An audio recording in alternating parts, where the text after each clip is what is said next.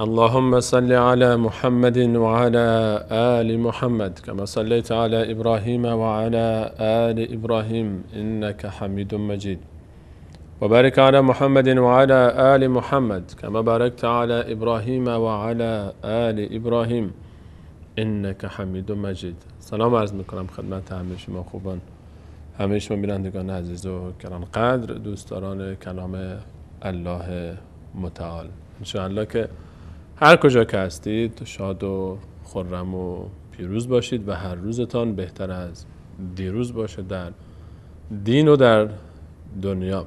الله رو بی نهایت شاکر، الله رو بی نهایت سپاسگزاریم. خدای شکرت از اینکه یک بار دیگر به ما این توفیق رو عطا فرمودی تا در محفلی دیگر از محفل‌های قرآنی گرد هم بیایم برای یادگیری بهتر کلام گوهربارت و برای تلاوت دقیق‌تر آیات پاکت با امید عمل بهتر به دستورات ارزشمندت. امروز هم به مانند برنامه گذشته این افتخار رو داریم به همراه احمد جان و فرید و احمد منصور عزیز که در خدمت شما عزیزان باشیم با یکی دیگر از برنامه‌های روحانی قرآن کریم، آموزش تلاوت قرآن کریم و تصحیح تلاوت. و به مانند برنامه‌های گذشته صفحه دیگر از صفحات مصحف قرآن کریم رو انشاءالله به همراه شما عزیزان ترجمه که نه روحانی، چون برنامه حفظ ترجمه است، روحانیش رو انشاءالله به همراه شما خواهیم داشت و قواعد روحانی رو به همراه شما مروری خواهیم کرد در بخش اول برنامه. در بخش دوم برنامه هم بیاری الله متعال تماس‌های تلفنی شما عزیزان رو خواهیم داشت و تلاوت شما رو در همین صفحه تلاوت شده برای عزیزانی که سنشون بالاتره و برای نونهالان عزیز و خردسالان و نوجوانان هر کجایی که از قرآن کریم رو دوست داشتن میتونن تلاوت بکنن. میان برنامه کوتاه میبینیم، برمیگردیم انشاءالله با صفحه 14 از مصحف عثمان طه از ابتدای آیه 89 سوره مبارکه بقره در خدمت شما عزیزان خواهیم.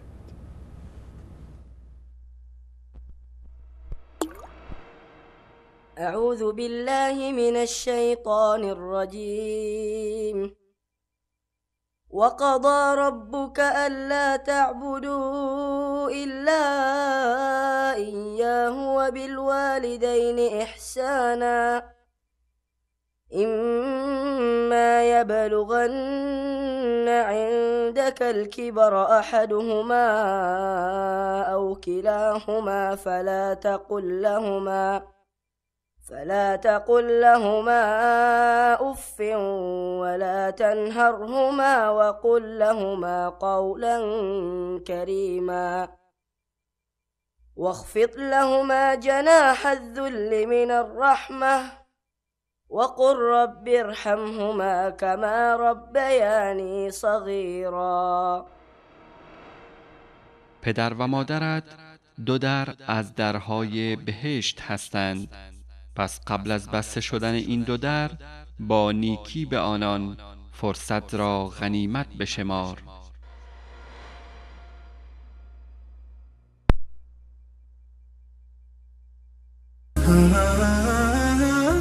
عرض سلام مجدد خدمت همه شما خوبان و عزیزان. در ابتدا من بار اولی که به هر حرکت رسیدیم یک توضیح مختصری خواهم داد.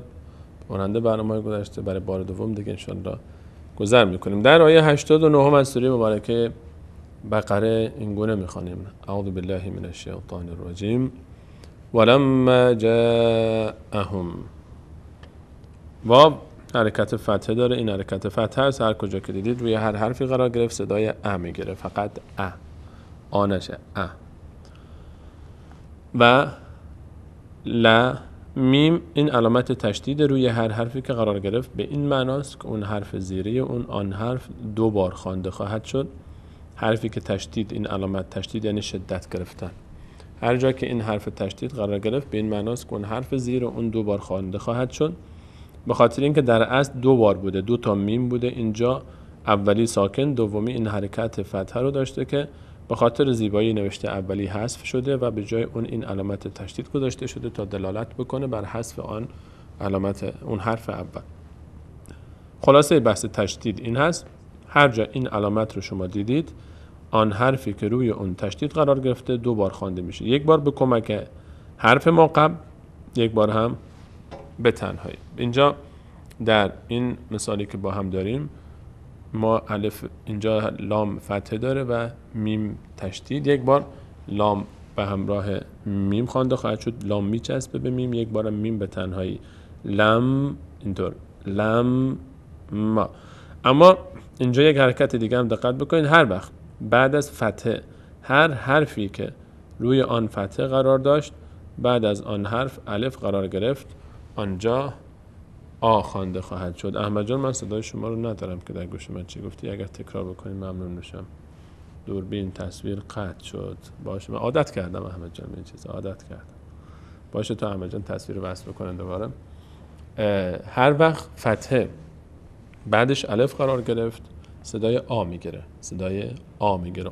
اون حرفی که روی اون فتحه هست صدای آ میگیره، با فتحه خوانده میشه، با صدای آ خوانده میشه، بعد دیگه ا نمیگیره میشه آ، چون فتحه با الف تقویت میشه. همین قاعده رو ما در ضمه و در کسره هم داریم. هر وقت حرفی روی آن ضمه قرار گرفت یعنی او، بعد اون واو بود، حرف واو صدای او میگیره و هر جا که حرفی حرکت کسره داشت و بعد از اون حرف یا داشت آنجا اون حرکت کسره ای میشه، دیگه کمی کشیده میشه و بیشتر باید دقت بکنیم. روی حروفی که اینجا مثل میم در این مثال که صدای آ گرفت ما قبلا هم گفتیم 8 حرف، اگر این 8 حرف روی آنها فتحه قرار گرفت و بعد از آنها الف بود اینها پر خوانده میشه، یعنی دهان به سمت بالا باز میشه به مانند حرف صاد، حرف صاد، حرف ضاد، حرف تا، حرف وا، حرف غین، حرف قاف و حرف خا و حرف را.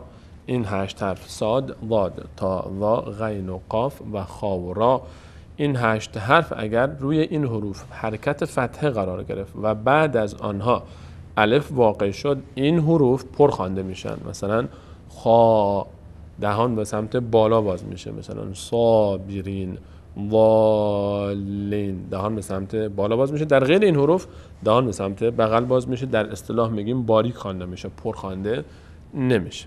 اینجا در این مثال ما الان میم روی میم فتحه داریم، بعد از الف بعد از فتحه الف قرار گرفته، اینجا صدای آ میگیره میم اما پر خوانده نمیشه، میشه چی؟ ولم ما، ولم ما، نمیگیم ما، ولم ما، نه ولم ما، ولم ما. همین حرکت در جیم هم تکرار میشه، فتحه بعدش الف قرار گرفته صدای آ میگیره، حرف جیم صدای آ میگیره اما پر خوانده نمیشه چون از اون 8 حرف نیست. این علامت مد هست، این علامت مد هست، روی هر حرفی که قرار گرفت روی حروف الف، واو و یا قرار میگیره و به این معناست که اینها بیشتر از حد متوسط خودشان کشیده میشن. ولما جاءهم، جاءهم به اندازه حداقل بستن 3 تا انگشت در حالت عادی باید این رو ما بکشیم. جاءهم، ولما جاءهم. این علامت قبل از اون که بون برسیم این علامت ضمه هست و روی هر حرف قرار گرفت صدای او میگیره. اون حرف این علامت ساکن هست، این علامت ساکن هست و روی هر حرفی که قرار گرفت به این معناست که آن حرف از خود حرکتی نداره و ساکن است و نیاز به حرکت ما قبل داره تا آخرین حرکت ما قبل به اون بچسبه و اون رو تلفظ بکنه. هم اینجا ها میچسبه به میم، جاءهم، هم. این علامت شکل 6 هم، عدد 6 هم که اینجا میبینین که قبلا هم گفتم این علامت به معنای همزه هست، با الف فرق میکنه. این الف هست، این همزه هست. بعضی وقتها به تنهایی نوشته میشه، بعضی وقتها روی الف قرار میگیره، بعضی وقتها زیر الف قرار میگیره، بعضی وقتها در وسط حرف قرار میگیره. به مهم همین 6 هست. هر جا که این علامت رو شما دیدین این یعنی همزه است. جاء هم، این اون همزه است که از حلق ادا میشه، جاءهم. ولما جاءهم کتاب، تا اینجا کی تا، ببینید فتح بعدش الف، صدای آ میگیره، حرف تا صدای آ میگیره، اما چون از آن 8 حرف نیست پرخوانده نمیشه. کیتا نمیگیم کیتا، کیتا بن. این علامت دو تا ضمه وقتی پشت سر هم قرار میگیره کنار هم نوشته میشه، یا دو تا فتحه یا دو تا کسره، دلالت بر تنوین داره. یعنی چی تنوین؟ این علامت تنوین هست، یعنی این با، این حرف با یک ضمه داشته که این ضمه اول مال این حرف با هست. این ضمه دوم از کجا آمده؟ ضمه دوم در اصل نمایندگی میکنه از یک نون محذوف. اینجا بعد از ب یک نون بوده که تا بن نون ساکنی بوده که حذف شده، به خاطر زیبایی نوشته و سادگی نوشته آن نون ساکن رو حذف کردن و به جای اون این علامت نوشته میشه تا دلالت بکنه بر حذف آن نون ساکن. به همین خاطر به این گفته میشه تنوین، یعنی آوردن نون. تنوین یعنی آوردن نون، یعنی شما در هنگام تلفظ این حرف باید بعد از این با و ضمه‌ای که داره به جای این ضمه دوم یک حرف نون ساکن بیاورید در تلاوت، در تلفظ، که این گونه تلفظ میشه کیتا بن. این ضمه واو بو، این واو دوم رو نون ساکن فرض کنید، کیتا بن، کیتا بن. این تا اینجا به تنهایی کیتا بن خوانده میشه. اما ما در قواعد نون ساکن و تنوین وقتی که به همراه کلمات دیگری خوانده میشوند، یعنی وقتی که نون ساکن و تنوین بعد از نون ساکن و تنوین کلمات دیگری هستند که آنها هم در تلاوت نقش دارند، بعد از نون ساکن و تنوین 4 قاعده اجرا خواهد شد. هر وقت شما تنوین دیدید یا نون ساکن، در اصل این قواعد مال نون ساکن هست و تنوین هم چون نوعی از نون ساکن هست، تنوین هم به اصطلاح داخل میشه در این قاعده. قاعده نون ساکن، هر وقت بعد از نون ساکن یا تنوین که همان نون ساکن هست، ما هر جا که دیدید یکی از این 4 قاعده باید اجرا بشه. اگر بعد از نون ساکن یا تنوین حرف با قرار گرفت، آن نون ساکن و یا تنوین تبدیل به حرف میم میشه و میم تلفظ میکنیم آن رو. این رو ما میگیم قاعده قلب به میم، در فارسی هم استفاده میکنیم، یا اقلاب، تعبیر عربیش اقلاب هست با قاف. اقلاب بعد از نون ساکن یا تنوین حرف با قرار بگیره اقلاب میشه و این اسم قاعده اقلابه. چه اتفاقی میفته؟ نون ساکن دیگه نون تلفظ نمیشه، تبدیل میشه به میم و میم تلفظ میشه، مثل من بعده که میشه من بعده و زنبور در قاعده فارسی خودمون. این قاعده اقلاب. قاعده دوم قاعده اظهار هست. قاعده اظهار اگر بعد از نون ساکن و یا تنوین، بعد از نون ساکن و یا تنوین یکی از 6 حرف حلقی که از حلق ادا میشه، همزه و ها، عین و ها، غین و خا، این 6 حرف قرار گرفت، همزه و ها، عین و ها، غین و خا. اینا رو که انشالله حفظ کردید دیگه، بارها داره تکرار میشه. این 6 حرف بعد از نون ساکن یا تنوین قرار گرفتن، آن وقت نون ساکن و یا همان تنوین از مخرج خود ادا میشه و هیچ اتفاقی نمیفته دیگه، ظاهر میشه. با میگیم اظهار، مثل من آمنه، من آمنه، صدای نون کاملا واضح و آشکار است و ظاهر هست. به این قاعده میگیم اظهار. قاعده سوم، حالا ترتیب مهم نیست، یعنی سومین قاعده که مهم هست، حالا چه بگیم دوم چه سوم، قاعده یرملون یا ادغام. ادغام با غین و هر وقت بعد از نون ساکن یا تنوین یکی از حروف یا، را، میم، لام، واو و نون که سر هم نوشته بشن میشن یرملون، یکی از این حروف قرار گرفت، آن موقع ما میگیم قاعده ادغام میشه. نون ساکن و تنوین تبدیل میشه به حرف مابعد. یکی از این 6 حرف یا میشه، یا را میشه، یا میم میشه، یا لام، یا واو و یا نون و آن موقع دیگه حرف مابعد تشدید میگیره که اینو ما بهش میگیم ادغام. قاعده اقلاب، قاعده اظهار، قاعده ادغام و قاعده چهارم، اگر غیر از این 3 تا قاعده اتفاقی نیفتاد، یعنی بعد از نون ساکن یا تنوین با نبود، حروف حلقی نبود، همزه و ها و عین و ها و غین و خا و یرملونی که از حروف یرملون هم نبود، آن موقع قاعده چهارم اجرا میشه که ما میگیم قاعده اخفا، یعنی مخفی کردن. نون اون موقع چه اتفاقی میفته؟ نون از مخرج خودش ادا نمیشه و صدا در بینی مخفی میشه به همراه مقداری مکث در هنگام تلفظ نون، مثل منکم، نمیگه منکم، میگه منکم. و غالبا در قرآن عثمان طه، نسخه عثمان طه، هر جا شما دیدید نون ساکن هیچ علامتی نداشت، یک نون دیدید که هیچ علامتی نداشت، قاعده اخفا اونجا صورت میگیره، علامتش رو مخفی میکنه شیخ عثمان طه در نوشته خودش. ادامه بدیم. ما الان اینجا تنوین رو داریم. بعد از تنوین میم یک از حروف یرملون هست، اینجا ادغام میشه. به همین خاطر این تنوین تبدیل شده به میم. میم تشدید گرفته. این تشدید به خاطر تبدیل این تنوین به میم است. ما الان اینجا نمیگیم کتابون.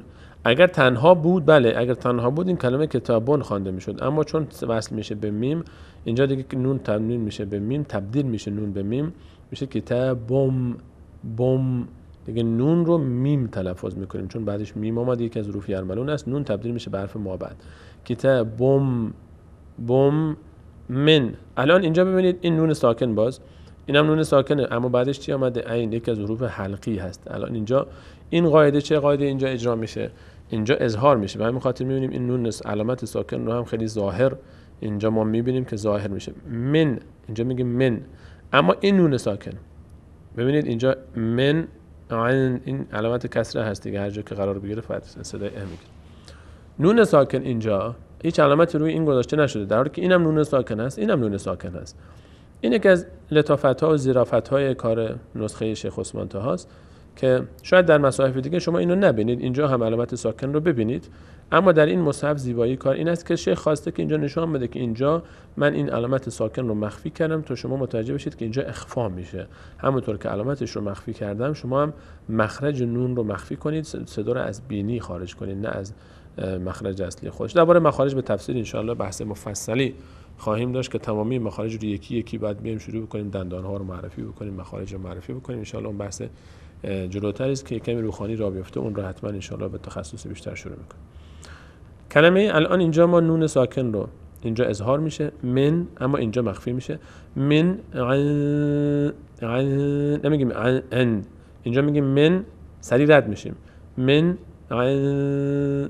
عندي تا اینجا عندي، نمیگیم عندي. اگه گفتیم عندي اینجا اظهار میشه، موقع اشتباه میشه. الان ما در اینجا 3 تا قاعده رو اجرا کردیم. قاعده اول اینجا بعد از این نون ساکن یا تنوین میم اومد، قاعده یرملون اجرا شد، ادغام شد، اینجا اظهار شد، اینجا اخفا شد. اینجا ادغام شد، اینجا اظهار شد، اینجا اخفا شد. هر 3 قاعده اینجا. بعد قاعده 4 اقلاب رو نداشتیم که جلوتر بهش میرسیم.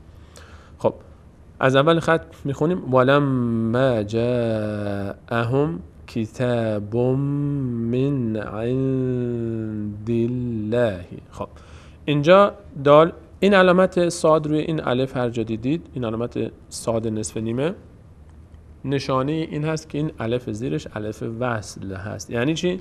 یعنی در هنگام وصل ما قبل به ما بعد خوانده نخواهد شد. این الف هر جا که این علامت رو دیدید یعنی این در هنگام وصل خوانده نمیشه. لام، لفظ جلاله لام اول، این لام علامتی نداره.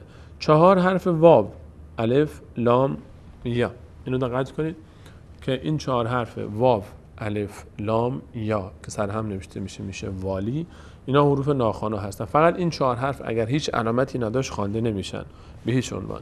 این 4 حرف واو الف لام و یا اگر هیچ علامتی روی اینها نبود آن وقت خوانده نمیشن، حروف والی یا همون حروف ناخوانا. غیر از این 4 حرف دیگه حرف دیگری ما نداریم که خوانده نمیشه. اگر نون رو دیدید علامت نداشت حتما خوانده میشه و نونی که علامت نداره رو به حساب حروف ناخوانا نگذارید بگید خوانده نمیشه، نه. مثل این انده که اینجا دیدیم، نونی که علامت نداره نشان از این داره که اونجا چون علامت ساکنش نوشته نشده، یعنی اینجا اخفا میشه. حروفی که خوانده نمیشن فقط 4 حرف واو الف لام و یا که سر هم نوشته میشن میشه والی. اگر از این 4 حرف یکی از حروف رو دیدید که یکی از اینها علامت نداشت خوانده نمیشه. مثل اینجا در لفظ جلاله، الان ما در این مثال لفظ جلاله الله، این لام هیچ علامتی نداره خوانده نمیشه، این الف هم در هنگام بس خوانده نمیشه. الان ما یک تشدید اینجا داریم که این تشدید نیاز داره به آخرین حرکت ما قبل. تشدید همیشه با آخرین حرکت ما قبل خوانده میشه. دال یک بار میچسبه به لفظ جلاله به این لام و یک بار با لام با دال خوانده میشه، یک بار تنها با فتحه خودش. و یک قاعده دیگه هم ما گفتیم لفظ جلاله الله هر وقت قبلش حرکت ما قبلش کسره بود باریک خوانده میشه و اگر فتحه بود یا ضمه پر خوانده میشه. اگر حرکت ما قبلش از حرکتایی بود که بالای حرف نوشته میشه پر خوانده میشه، اگر پایین حرف نوشته شد باریک خوانده میشه. اینجا چطور خوانده میشه؟ میشه چی؟ من عند الله، عند الله، عند الله، نمیگیم عند الله، عند الله، نه، عند الله. باز میرسیم مثلا در این مثال پایین فلعنت الله، اما اینجا پر خوانده میشه چون به قبلش ضم اومده. فلعنت الله عند الله یک تفاوت ظریفی داره. خب بریم ادامهش رو. مصدقل، اینجا هم دقیقا همون که اتفاقی که روی کتابم افتاد، تنوین بعدش میم، اینجا هم باز لام آمده، فقط ادغام میشه، به جای لام یکی از حروف الملون است برش تنوین آمده. مصدقل لما معهم، لما معهم، این لام یک بار قاف میچسبه به لام. مصدقل لما یک بار دیگه باز خود لام خوانده میشه. مصدق لما معهم، خط بعد و کانو، خط بعدش الف صدای آ میگیره، کاف چون از اون 8 حرف نیست پر خوانده میشه. و نو ضمه بعدش واو صدای او میگیره، نو، نگید کانو. و کانو الفی که روی اون علامت صفر میبینید خوانده نمیشه. این الف علامت صفری که روی این هست خوانده نمیشه، هیچ عنوان خوانده نمیشه، این به هیچ عنوان خوانده نمیشه. فرق این الف با این الفی که بین لفظ جلاله با الله بود، این الف صاددار، اینه که این الف اگر در هنگام وصل باشه خوانده نمیشه، اما اگر شما خود همین کلمه در جاهایی که خود این لفظی که الف وصل داره بخواید بخوانید، اون الف اون موقع یک حرکتی میگیره که اون رو به موقعش خواهی میگفت که چه حرکتی بهش بدیم اگر مجبور شدیم از خود لفظ شروع کنیم. اما این الف نه، هرگز خوانده نمیشه. من نون ساکن اینجا علامتش رو مخفی شده تا دلالت بکنه برای اینکه اینجا اخفا میشه. اینجا اخفا میشه، قافی که از اون حروف حلقی هم نیست، یرملون هم نیست، با هم نیست. من قبلو با وقتی که ساکن هست. حروف ساکن، ما احکام نون ساکن رو گفتیم. نون ساکن 4 قاعده اجرا میشد. نون ساکن، بقیه حروف ساکن، خب نون ساکن که از این 4 تا خارج نیست، یا ادغام یا اظهار یا از اقلاب شروع کنیم، اقلاب یا اظهار یا ادغام یا اخفا است. حروف دیگر ساکن غیر از نون ساکن 5 حرف دیگر ما داریم که این 5 حرف در هنگام تلفظ اینها وقتی که ساکن هستند مقداری حرکت در مخرج اینها صورت میگیره، در اون محل تلفظ اینها. و این 5 حرف عبارتن از قاف، تا، با، جیم و دال که سر هم نوشته بشن میشه کلمه قطب جد. اینها رو بهش میگیم حروف قلقله، یعنی لرزاندن مخرج اینها، محل تلفظ اینها در هنگام ادای این حرف. در غیر از این 5 حرف هیچ حرف دیگری قلقله نمیشه و حرکت نمیکنه. مثلا اینجا ما در این مثال من قب این تلفظ ببینید، قب این ب چطور تلفظ شد، نمیگم قب الان بدون قلقله اینطور میشه، بدون لرزش قب ب کاملا ساکن میشد اونطور، درسته؟ اما نه، یک کمی میلرزه، قب لو. اما در سین دقت کنید، ما این کار نمیگیم یس، نه، یس قب یس. تف نمیگیم تفه، نه. اینها رو دقت کنید عزیزان.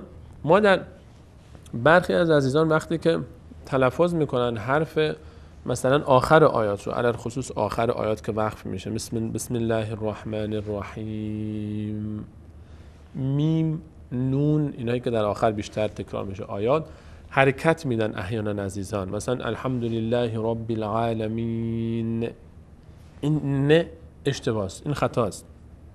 رب العالمین، نون هیچ حرکتی نباید بکنه در آخر.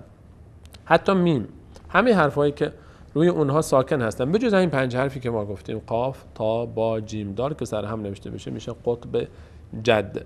اینها مثلا قل اعوذ برب الفلق، نمیگیم فلق، نه، فلق. مثلا سوره مسد رو ما داریم، تبت ید ابی لهب و تب، نمیگیم و تب، نه. اینها رو دقت کنید، اینها فقط همین 5 حرف هستن، اما اینها رو ما ساکن نمی کنیم، غیر از اینها رو حرکت هم نمیدیم. اینها ساکن هستن در ذاتشون، این مقداری در مخرج می لرزن، اما غیر از اینا به هیچ عنوان همون لرزش هم نباید باشه. در آخر آیه باز بهش بیشتر صحبت میکنیم. ادامه بدیم. الان ما در این حرف با اینجا مقداری در با میلرزه. قب من قبل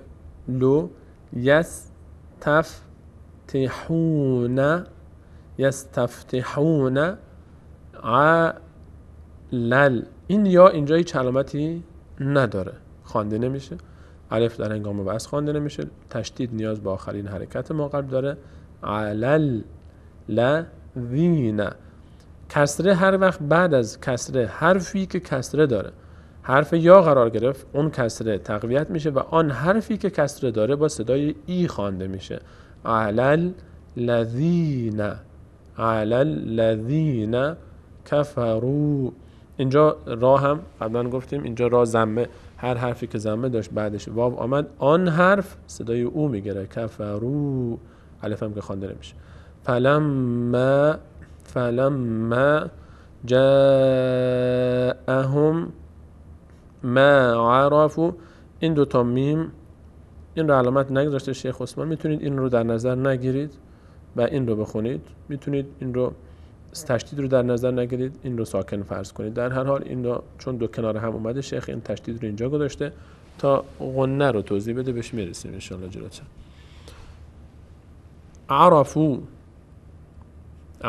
عرفوا کفروا به.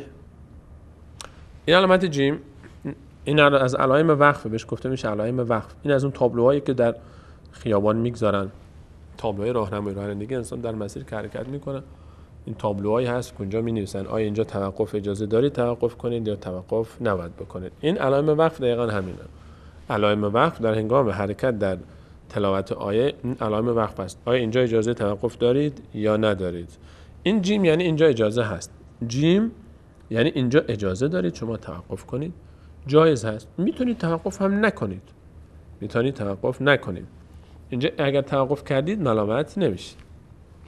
خب اگر توقف بکنیم اون موقع چه کار خواهد شد؟ یک قاعده کلی ما در هنگام توقف داریم که هر جا شما توقف کردید، چه در خلال کلمات آیه، چه در علائم وقف و چه در پایان آیه، به هر حال شما هر جا که وقف کردید آخرین حرفی که روی اون وقف میشه، آخرین حرف آن کلمه‌ای که روی اون وقف میشه، آخرین حرف باید ساکن باشه همیشه. آن حرکت، هر حرکتی که داشت از بین میره. اینجا چی میشه؟ این ه ساکن میشه به.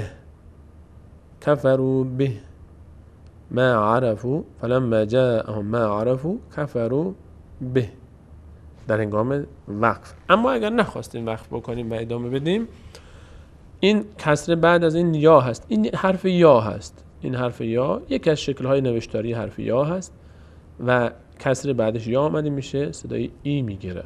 اگر تلفظ رو ما اینجا وقف نکنیم و ادامه دادیم این گونه میشه که کفروا بهی کفروا بهی بیهی نه به یا نداره. کفروا بهی فلعنت الله. لفظ جلاله ما قبلش ضمه داره پر خوانده میشه و این ضمه میچسبه به لام لفظ جلال. فلعنت الله علل یا و الف خوانده نمیشن. علل کافرین. روی نون دقت کنید. الان ما آخر آیه چون روی نون توقف میکنیم باید نون ساکن باشه. علل کافرین. روی نحوه تلفظ نون باز دوباره دقت کنید. علل کافرین. نون اصلا نباید حرکت بکنه. اگر حرکت کرد خطا میشه، اشتباه میشه. الان مثلا این شکلی که من الان تلفظ میکنم این اشتباه هست. علل کافرین. ببینید این نون اینجا یک حرکت کسره انگار میگیره اگر حرکت بکنه. این رو عزیزان خوب دقت کنید. آخر آیات، آخر حروف اصلا نباید حرکت بکنه. علل کافرین. این اگر شد کافرین این خطا میشه. این رو دقت بکنید. این آیه 89 هم بود، تمام شد. شماره آیه رو آخر آیه می نویسن همیشه. این آیه، این شماره 89 مال آیه قبل است، نه مال آیه بعدی. از ابتدا این آیه رو با هم تلاوت میکنیم. ولما جاءهم كتاب من عند الله مصدق لما معهم وكانوا من قبل يستفتحون على الذين كفروا. اینجا میشه ادامه بدیم از اینجا بعد، چون معنا کامله میتونیم برگردیم یه مقداری از عقب بخونیم. وكانوا من قبل يستفتحون على الذين كفروا فلما جاءهم ما عرفوا كفروا به فلعنة الله على الكافرين. خب آیه 90 رو به همراه شما شروع میکنیم. بئس تا اینجا. این همون همزه‌ای که گفتم در وسط کلمه بعضی وقتا نوشته میشه. این 6 ساکن، این همزه ساکنه. بئس ما. این کلمه به تنهایی تا اینجا بئس ما است. اما شکل کلمه بعدی در تلفظ این کلمه هم تأثیر میگذارد. اینجا الف خوانده نمیشه. شین ساکن هست. نیاز به آخرین حرکت ما قبل داره که حرکت فتحی میم هست. چون این الف که علامتی نداره، این هم که در هنگام وصل خوانده نمیشه. چی میشه؟ میم میچسبه به شین. بئسمش بئسمش. ببینید بئسمش ترو واو به همراه واو فتحه واو را خوانده میشه. رو اینم که خوانده نمیشه. بئسمش ترو بهی. این مد هم چون مد اینجا مد داره این یا کشیده میشه، این یا کشیده میشه. بهی انفسهم. این نون اینجا چی شد؟ اخفا شد، علامت ساکنش مخفیه چون بعدش فا از حروف یرملون و حلقی و با نیست. انفسهم. این اینجا رو نون اخفا نمیشه، اینجا ادغام میشه، اما ادغامش مع الغنه است. چرا اینجا علامت ساکن رو نمیگذاره در ادغام ها شیخ عثمان طاها؟ ما در این نون ساکن اینجا، چون این نون ساکن اینجا بعدش حرف یا آمده از حروف یرملون، قاعده ادغام صورت میگیره. به جای نون اینجا بعد یا تلفظ بشه، به جای نون یا تلفظ میشه. اما چون ما در ادغام هم در بین ادغام هم در لام و را در اون 6 حرف ادغام بدون غنه هست و در 4 حرف یا و نون و واو و میم با غنه هست. اینجا به همین خاطر چون غنه یعنی خارج کردن صدا از بینی، این مخفی میشه، گویی که خود یا این رو نگذاشته. اون رو ان در غنه من توضیح بیشتر روی موارد خواهم داد. این رو فعلا ما چون در روخانی یکمی پیشتر بریم که روانخوانیمون حل بشه، باز جزئیات تجوید باشه برای جلوش. خب اینجا ادغام میشه، اینجا ادغام نون تبدیل میشه به یا. نون باید یا تلفظ بشه، میشه چی؟ ای یک فرو ای یک فرو. اینجا نون یا تلفظ میشه به جای نون. ای یک فرو بما انزل الله. نون اینجا اخفا میشه. انزل الله بغین ان ینزل. تا اینجا تنوین بعدش از حروف حلقی از همزه اظهار میشه. بغین. اینجا نون بعدش یا هست، ادغام میشه، به جای نون یا تلفظ میشه. ای ینزل. نون 2 بار خوانده میشه، زای 2 بار خوانده میشه، 1 بار به همراه نون، 1 بار تنها. ینزل. خب لفظ جلاله نیاز به این، خود این لام وسط نیاز به این لام داره، میچسه به این. ینزل الله پر خوانده میشه چون قبلش فتحه است. ای ینزل الله من فضله. نون اخفا میشه اینجا.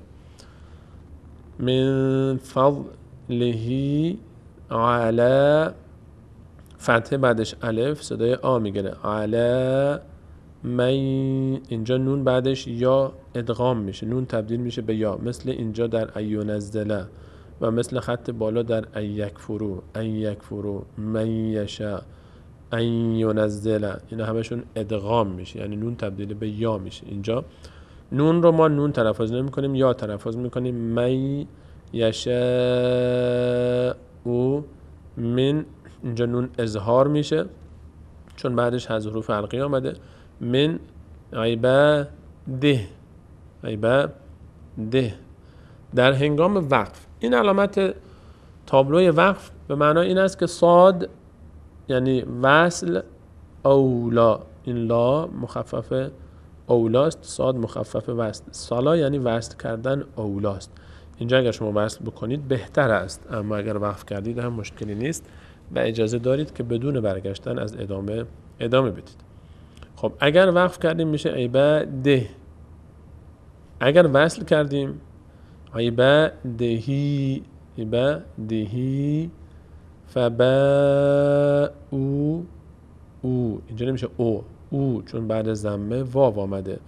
با او، نمیگیم با او، نه، با او بغض بن.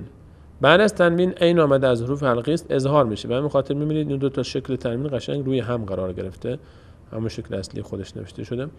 بغضب علی غضب. ببینید اینجا این دو تا تنوین فرقش با این در نوشتن چی بود؟ یک چیزه، یعنی هر دو تا تنوین جر هستن یا ان، اما اینجا چون اظهار میشد اینها رو به شکل اصلی خودش شیخ نوشته، زیبا روی هم قرار داده تا مشخص بشه این همون شکل اصلی خودش، یعنی مخرج نون ادا میشه، اظهار میشه. اما اینجا که اظهار نمیشه چون ادغام میشه، شکلش رو عوض کرده که بگه نه این همون تنوین دیگه باقی نمیمونه، نون در کار نیست، این باید تبدیل بشه به حرف مابعد که واو هست. این علامت جیم اینجا. اگر اینجا وقف کردیم چه میشه؟ اگر چون جایز وقف بکنیم، اگر وقف کردیم میشه غضب، غضب، با ساکن میشه، میفته این علامت تنوین کلا حذف میشه، با ساکن میشه غضب. اما اگر ادامه دادیم چون بعد از تنوین واو آمده ادغام صورت میگیره، به جای نون دیگه واو باید تلفظ بشه، میشه غضب، غضب و یک واو ساکن به جای این کسره دومی یک واو ساکن در نظر بگیرید، میشه غضب و غضب و للکافرین عذاب به تنهایی. اما چون بعدش میم آمده دیگه تنوین تبدیل میشه به میم، میشه عذاب مهین. اینجا قاعده ادغام صورت میگیره، عذاب مهین، نون حرکت نکنن چون در آخر آیه هست و توقف میشه روی این، علامت تنوین حذف میشه، ساکن میشه، میشه مهین. خب یک بار دیگر این آیه را از اول میخوانیم. بئس ما اشتروا به انفسهم ان يكفروا بما انزل الله بغيا ان ينزل الله من فضله على من يشاء من عباده فباءوا بغضب على غضب وللكافرين عذاب مهین. این مهین نشه که باز اشتباه میشه، مهین. خب آیه 90 به اتمام رسید. آیه 91 رو شروع میکنیم.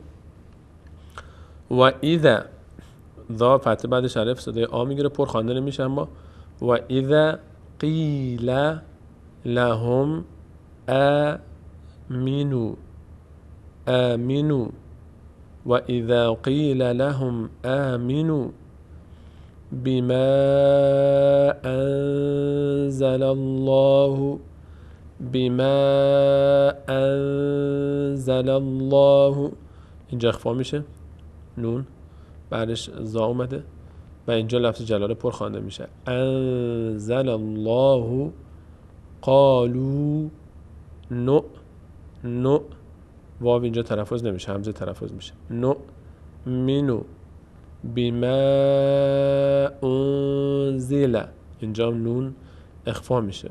انزل علینا و یکفرون و یکفرون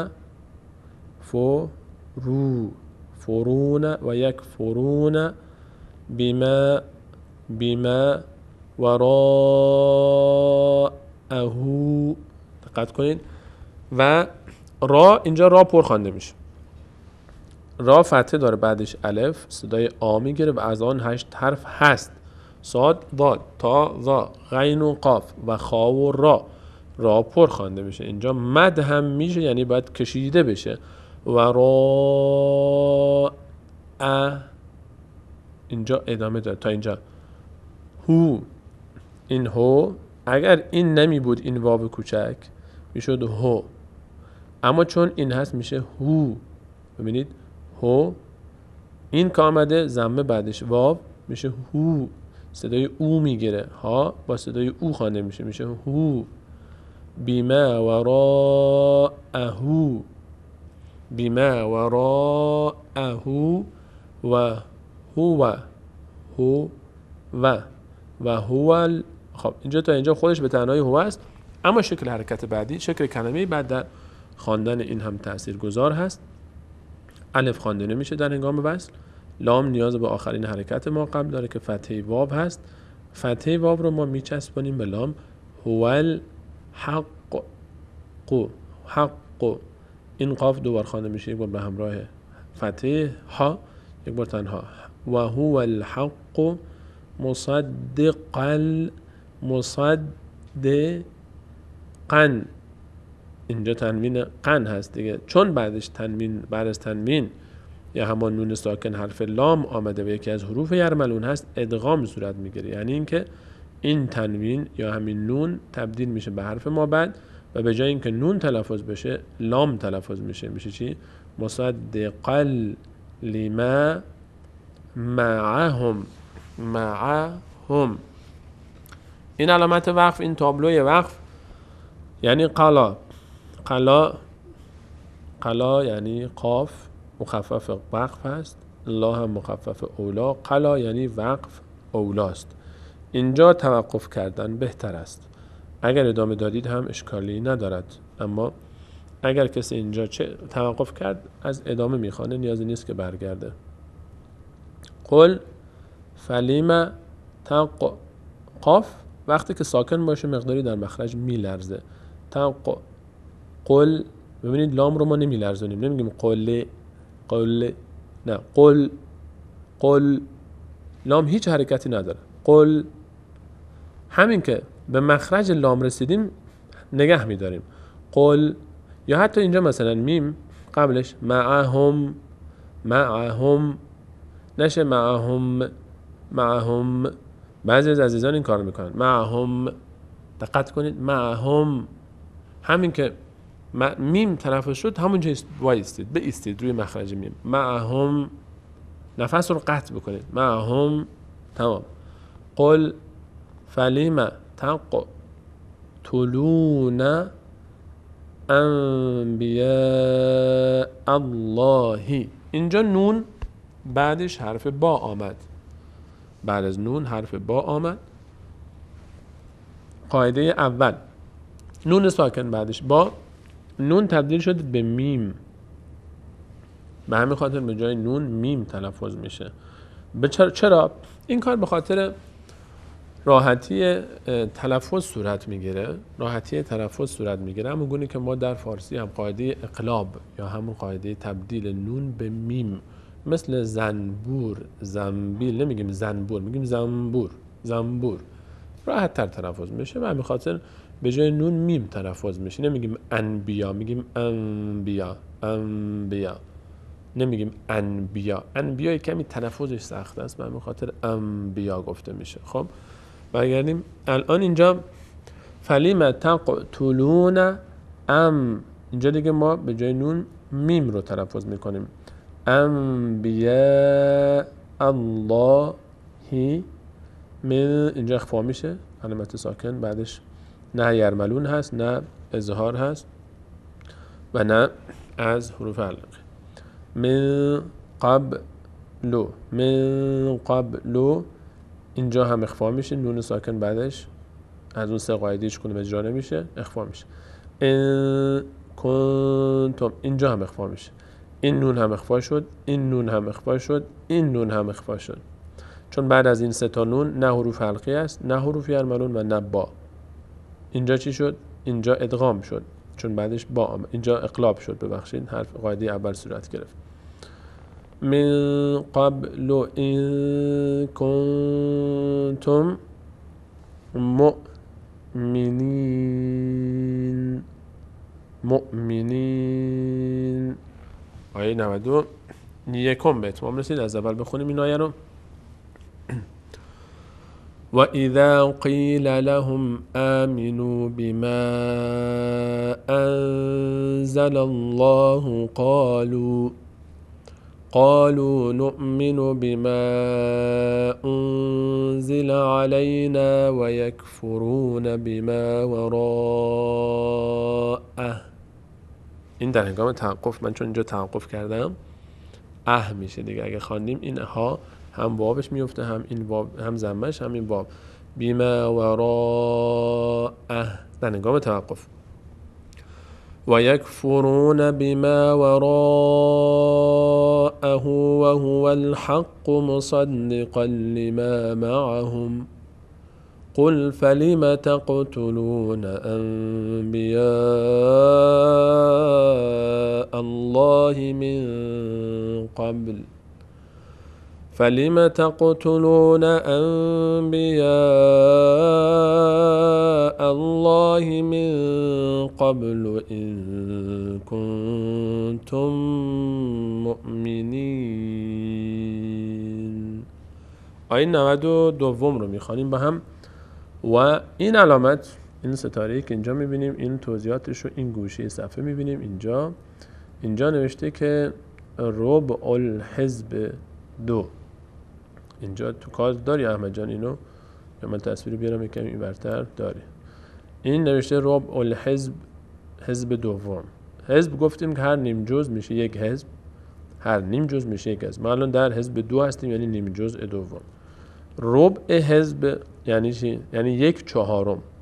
ربع یعنی 1/4. اگر به 4 قسمت تقسیم بکنیم یک قسمتش 1/4 حزب دوم. اینجا چی شد؟ تمام شد. خب از اینجا تمام شد دیگه. بله الان ما 1/4 ربع، 1/4 دو ربع، نه دیگه 1/4 حزب دوم رو خوندیم، یا به تعبیر ساده‌تر از نیم جزء دوم ما 1/4 رو تمام کردیم. خب برگردیم به خود آیه. ولقد قد نمیگیم قد مقداری دال میلرزه. این همون قلقلی که گفتیم همینه. 5 تا حرف بود: قاف، تا، با، جیم، دال، قطب، جد. ولقد جاءکم موسی الف خوانده نمیشه. بیناتی، یک بار یا به همراه با، یک بار خودش تنها، ناتی، بیناتی. روی تلفظ این یا خیلی از عزیزان حواسشون نیست. بینات میخونن. بیناتی 2 تا یا هست. بیناتی. ثم، الان ثم حرف بعد این الف در هنگام وصل خوانده نخواهد شد، خوانده نمیشه. تا تشدید داره، نیاز به آخرین حرکت ماقبل داره که تای اول خوانده بشه. 2 تاست دیگه تشدید، یعنی 2 تا تا، یک تای ساکن که نیاز به آخرین حرکت ماقبل داره و تای دوم که فتحه است. الان برای تلفظ این کلمه نیاز به حرکت فتحه ثم داریم ما. این میم فتحه میم میچسبه به تا. ثم اتخذتم تا اینجا. ثم اتخذتم باز میم میچسبه به لام، الف که خوانده نمیشه چون لام نیاز داره به آخرین حرکت ما قبل. ثم اتخذتم العجل. جیم هم از آن 5 حرفی هست که در هنگام ساکن بودن در مخرج خود میلرزند. عج، نمیگیم عج. ثم اتخذتم العجل. عج من گفتم، اشتباه گفتم، اینو معذرت میخوام، این کسره هست نه فتحه. ثم اتخذتم العجل ثم اتخذتم العجل ثم اتخذتم العجل.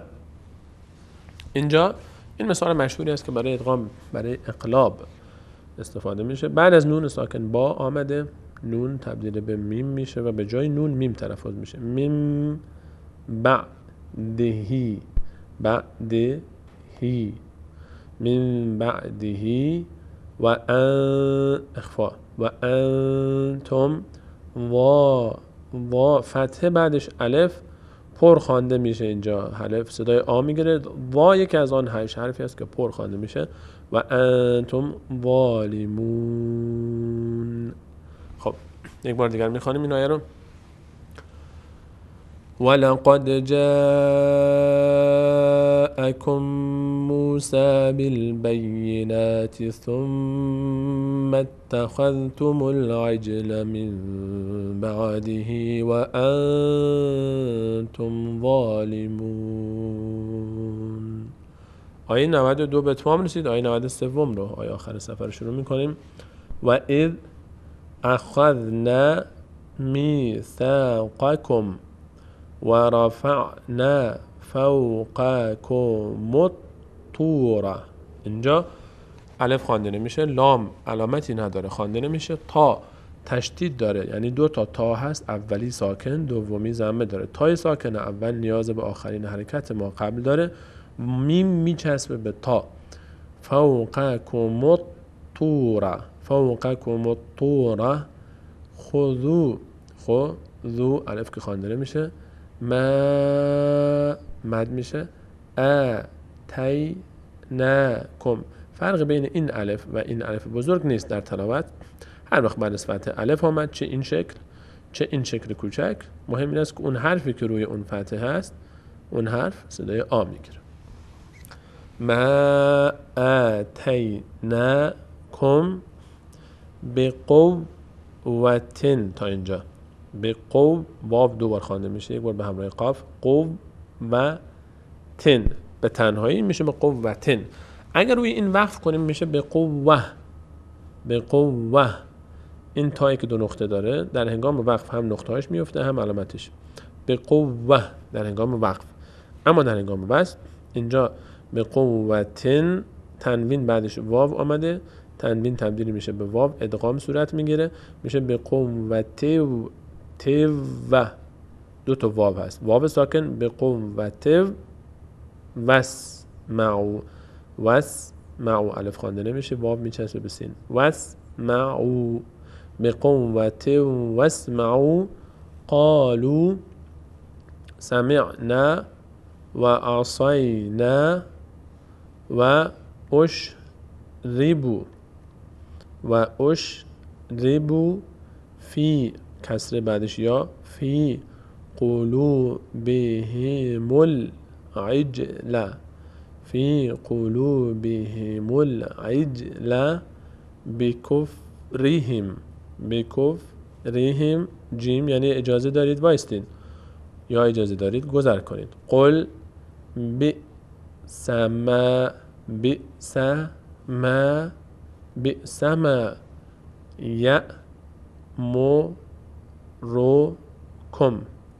یأمرکم بهی کسره بعدش یا صدای ای میگیره و مد هم سبب میشه تا صدای ای کشیده بشه. بهی ای کسره بعدش یا صدای ای میگیره. ای ما فتح بعدش الف صدای آ میگیره. ایمانکم اخفا میشه، اخوا إن کنتم مؤمنین. این هم از آیه 92 سوم با هم بخوانیم یک بار. وَإِذْ أَخَذْنَا مِيثَاقَكُمْ وَرَفَعْنَا فَوْقَكُمُ الطُّورَ خُذُوا مَا آتَيْنَاكُمْ بِقُوَّةٍ وَاسْمَعُوا قَالُوا سَمِعْنَا وَعَصَيْنَا وَأُشْرِبُوا فِي قُلُوبِهِمُ الْعِجْلَ بِكُفْرِهِمْ قل بئس ما يأمركم به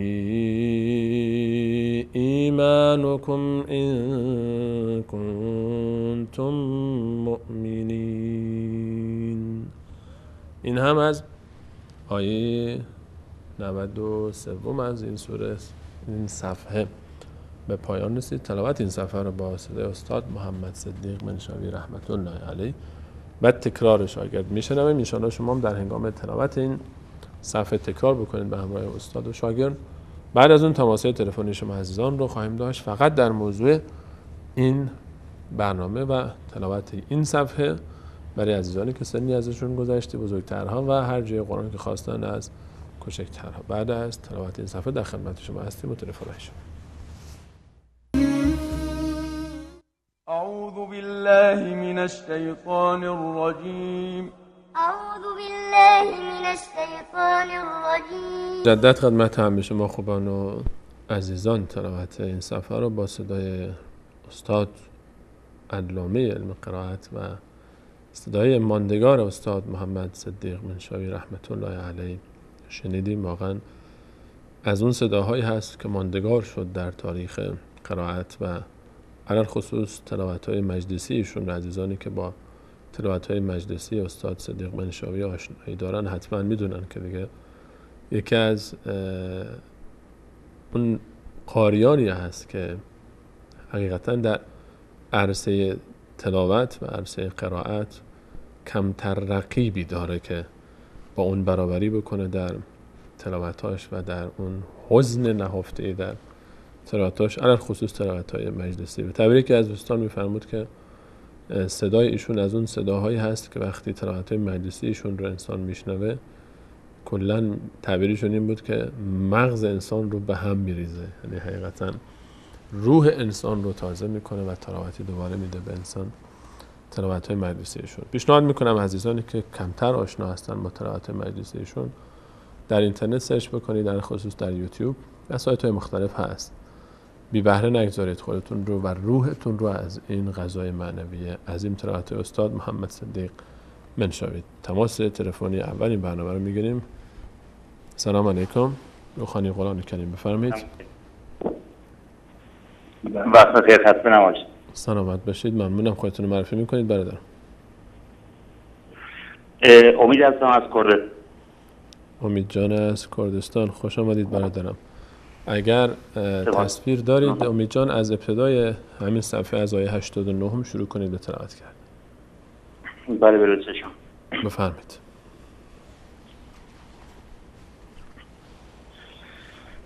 اعوذ بالله من الشیطان الرجیم. بسم الله الرحمن الرحیم. ولما جاءهم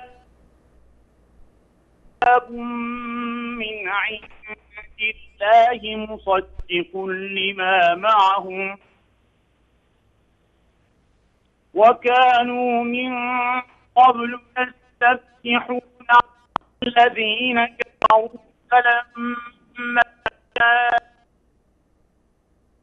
فلما عرفوا به فلعنة الله على الكافرين.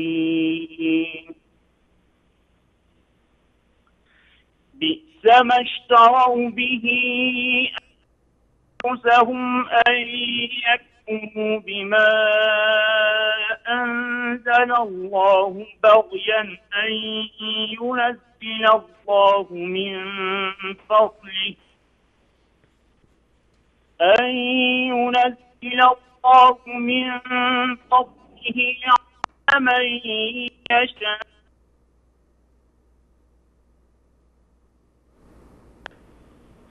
فباءوا بغضب على غضب وللكافرين عذاب مهين. احسنتم، ماشاءالله ماشاءالله. امید جان، حقیقتا شما باید خطاها و اشتباهات بنده رو در تلاوت تصحیح بکنید. بدون شک ماشاءالله تلاوتتون مشخص بود که استاد قرائت هستید. من در خدمت استاد، والله ما شاگرد شما هم نیستیم. نفهمید تلاوت شما بدون شک یقینا تلاوت شما بر تلاوت من خیلی برتری داره. ممنون از تماس شما و لطف کردید. سپاسگزارم استاد. متشکرم. اصلا قبلا تماس گرفتیم تماس ها انقدر فراوان هست ماشاءالله. احمد جان همیشه میگه که چند هزار نفر پشت خط فقط میسکاله هست که تماس هایی که وصل نشده پشت خط موندن. تراکم زیاد است، بنده رو معاف بکنید. خیلی هم دوست دارم واقعا الله تعالی شما رو حفظ بکنه و نگه داره برای ما. متشکرم از تماس شما، لطف کردید. مؤید باشید. الله تعالی حافظ و نگهدار شما. متشکرم. بیننده بعدی رو میگیریم. سلام علیکم، برنامه روحانی قرآن کریم، بفرمایید. بیننده گرامی رو خط هستید. سلام بر شما، بفرمایید. بیننده گرامی از فرصتتون استفاده کنید. احمد جان ظاهرا ایشون با ما نیستن. بیننده بعدی. سلام علیکم، روحانی قرآن کریم، بفرمایید.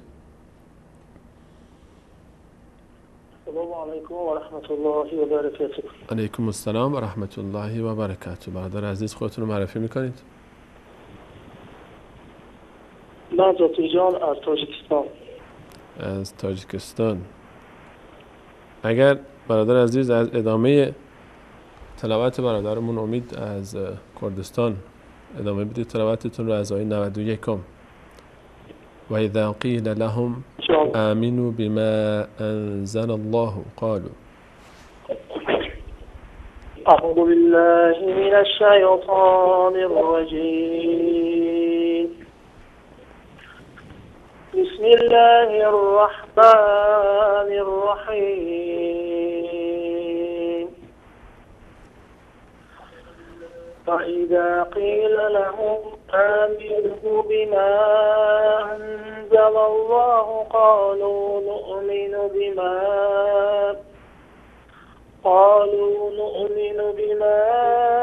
أنزل علينا ويكفرون بما وراءه وهو الحق مصدقا لما معهم. قل فلم تقتلون أنبياء الله من قبل إن كنتم مؤمنين. ولقد جاءكم موسى بالبينات ثم اتخذتم العجل من بعده وأنتم ظالمون. ما شاء الله، احسنتم. ماشاءالله، بسیار عالی بود. ماشاءالله، بسیار خوب. دوباره دوت بفرمایید. بفرمایید انشاءالله بعد از برنامه وقتی آسکو باشید تماس میگیریم. احمد جان شماره این برادرمون رو داشت کنید، من بعد از برنامه با شما تماس میگیرم انشاءالله. سلام علیکم و رحمت الله و برکاته. موفق باشید. متشکرم از تماس شما. بیننده بعدی رو میگیریم. سلام علیکم، روحانی قرآن کریم، بفرمایید. علیکم سلام علیکم. سلام بر شما. خودتون معرفی میکنید خواهرم؟ ام سعیده از بلوچستان. ام سعیده از بلوچستان. اگر موافق باشید خواهرم آخرین آیه این صفحه آیه 93 رو شما تلاوت بفرمایید. آیه 93؟ بله، آیه آخر صفحه. و اذ اخذنا میثاقکم.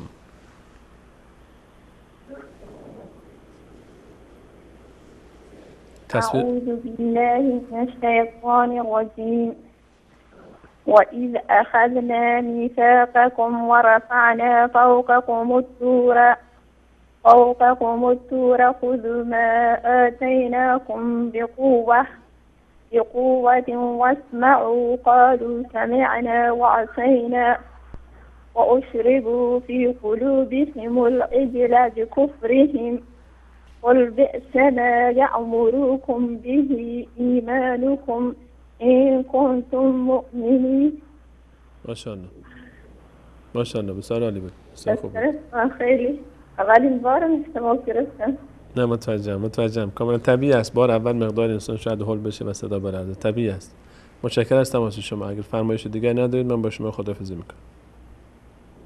خیلی ممنون، جزاک الله خیر. این برنامه رو گذاشتی موفق باشید. شما الله تعالی شما رو حفظ بکنه. متشکرم از تماس شما.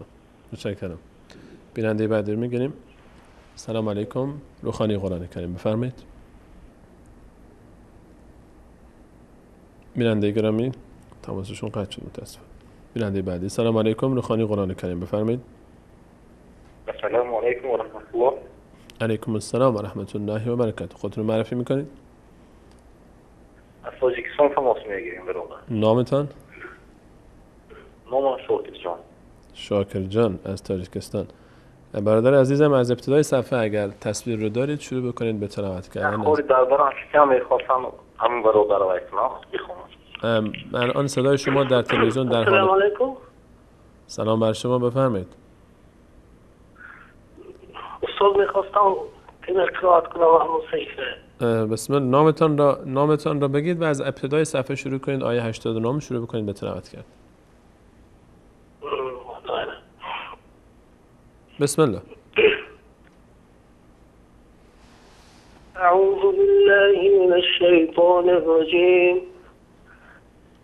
بسم الله الرحمن الرحيم. ولما جاءهم كتاب من عند الله مصدق لما معهم وكانوا من قبل يستفتحون على الذين كفروا فلما جاءهم ما عرفوا كفروا به فلعنة الله على الكافرين. بئس ما اشتروا به أنفسهم أن يكفروا بما أنزل الله بغيا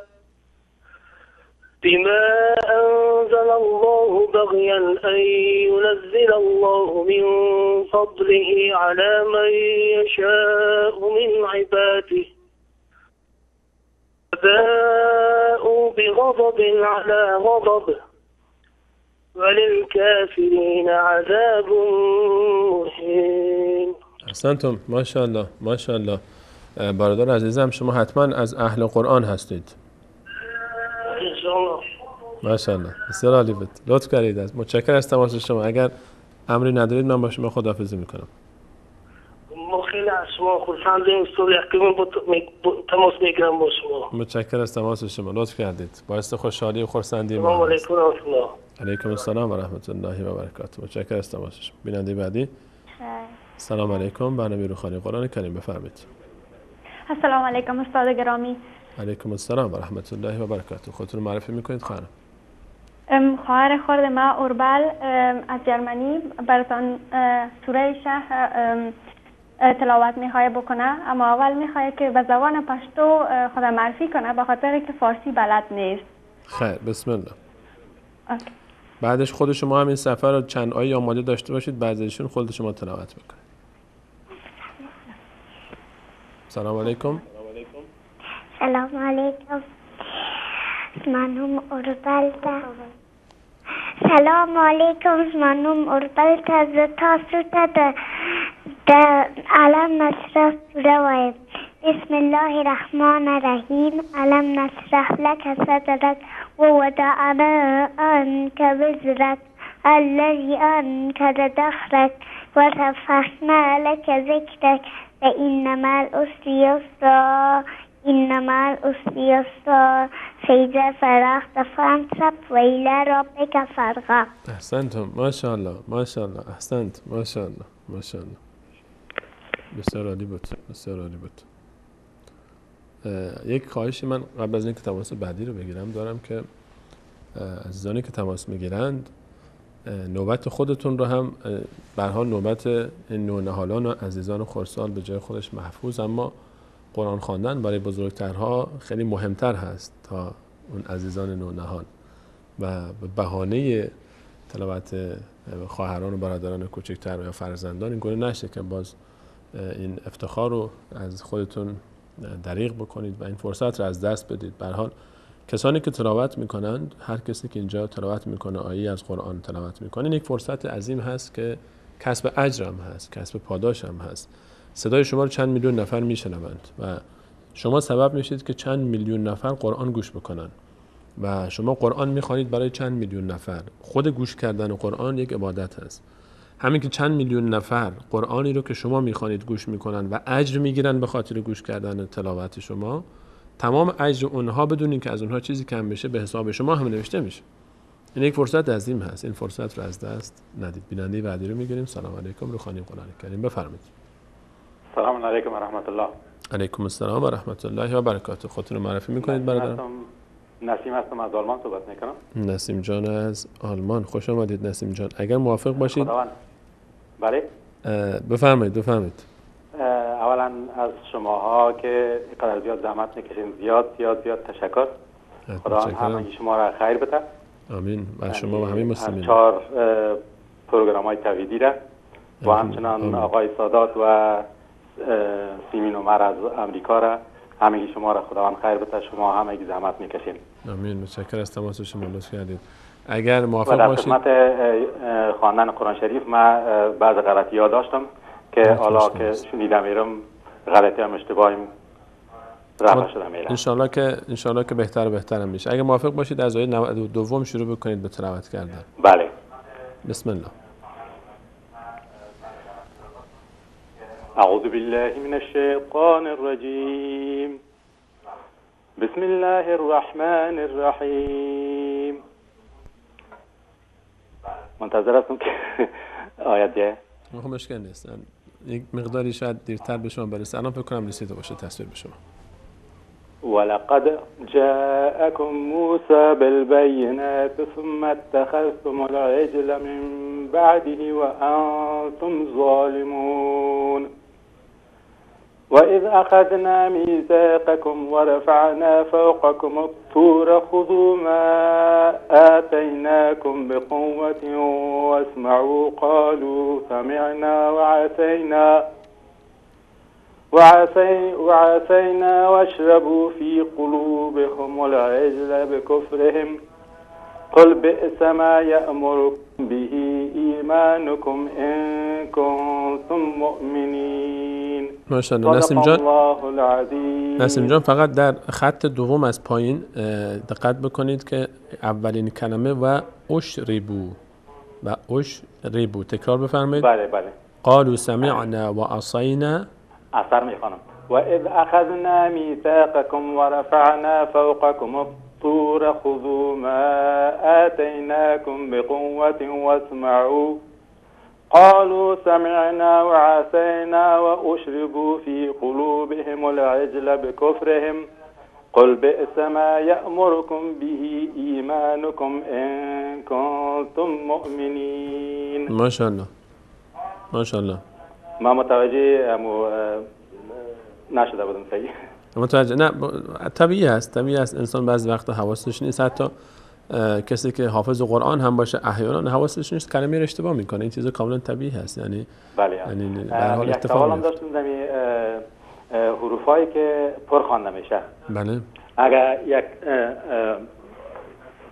آیسته بگوین که من حروفا را نوشته کنم.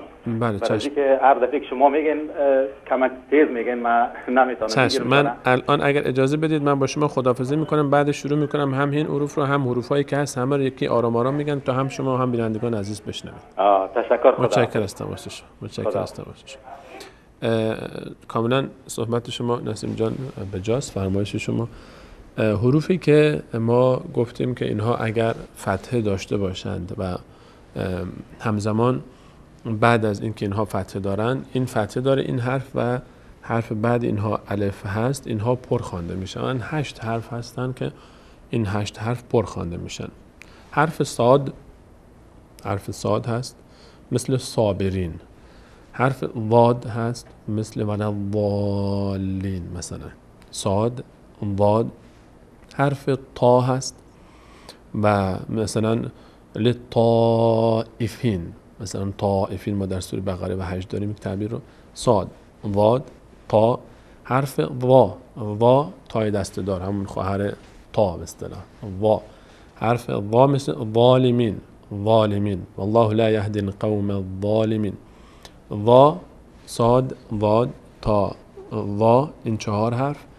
عین رب العالمین، ببخشید غین، من اشتباه گفتم عین رو. غین صاد ضاد طا ضا. غین مثل غافر الذنب. حرف غین. قاف این حرف 6 است. غین و قاف. قابل مثلا قابل التوب در سوره غافر داریم. پس شد صاد ضاد طا ضا غین و قاف و خا و را. این هم 6مین 7مین حرف و 8مین حرف. خا و را صاد ضاد طا و ضا غین و قاف و خا و را. این 8 حرف هستند که اگر فتحه داشتن اونها پر خوانده میشن. در حروف قلقله هم گفتیم 5 حرف داریم که اینها اگر ساکن بودند در هنگام سکون اینها مقداری در مخرج صدا می‌لرزه. قاف، تا، با، جیم و دال.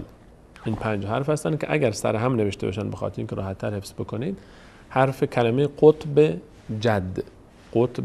جد این رو به خاطر بسپارید. این 5 حرف وقتی ساکن باشند در هنگام سکون مقداری میلرزه صدا در تلفظ اینها. غیر از اینها هیچ حرکتی هیچ حرفی نباید داشته باشه. حروفی که ادغام میشد بعد از نون ساکن هم حروف یرملون رو هم گفتیم که حروف ادغام همون حروف یرملون است. یا، را، میم، لام، واو و نون. این 6 حرف به اسم حروف ادغام مشهورن که اگر بعد از نون ساکن یا تنوین یکی از این حروف آمد، نون ساکن و تنوین تبدیل میشه به این حرف. اینها میگن حروف یرملون یا حروف ادغام که قاعده ادغام صورت میگیره بر اینها. و حروف حلقی که در اظهار ما اگر بعد از نون ساکن یا تنوین اظهار میشد، همزه همون 6 کوچک، همزه و ها یا های دو چشم، هر کدوم رو که بنویسید مهم نیست.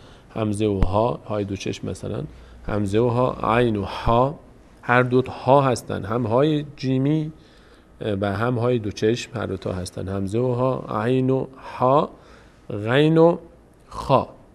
این 6 حرف همه اینها از حنجره ادا میشن. این مخرج اینا در حنجره است. اینا میگیم حروف حلقی. همزه و ها، عین و ها، غین و خا.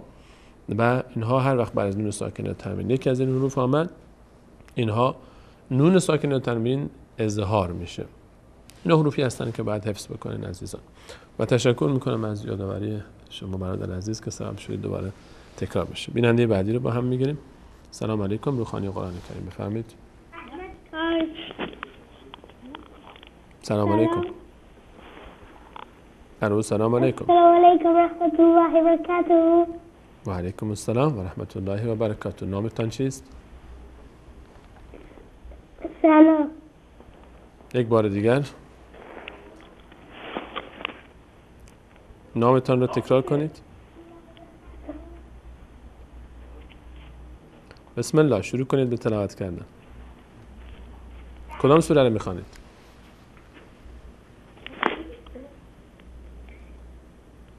بسم الله.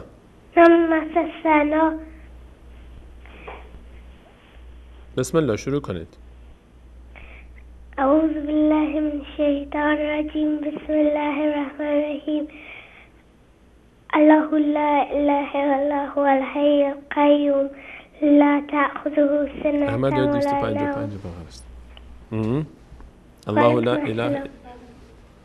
لا اله الا هو الحي القيوم لا تأخذه سنة ولا نوم له ما في السماوات وما في الأرض من ذا الذي يشفع عنده إلا بإذنه ولا يحيطون بشيء من يعلم ما بين أيديهم وخلفهم ولا يحيطون بشيء من علمه إلا ما شاء وسع كرسي السماوات وما في وسع كرسيه السماوات والأرض ولا يؤوده حفظهما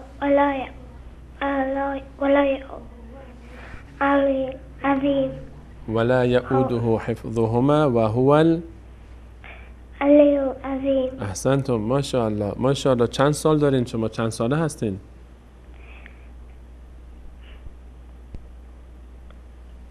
چند سال از سنتون چند سال است؟ 7 ساله. ماشاءالله ماشاءالله. احسنتم، بسیار خوب بود، بسیار عالی بود، ماشاءالله. تشکر از تماس شما. متشکرم از بیننده عزیز. ماشاءالله تلاوت بسیار زیبایی داشتن، آیت الکرسی رو خوندن. آیه 255 سوره مبارکه بقره رو که رسول صلی الله علیه و سلم فرمود عظیم‌ترین آیه قرآن کریم هست.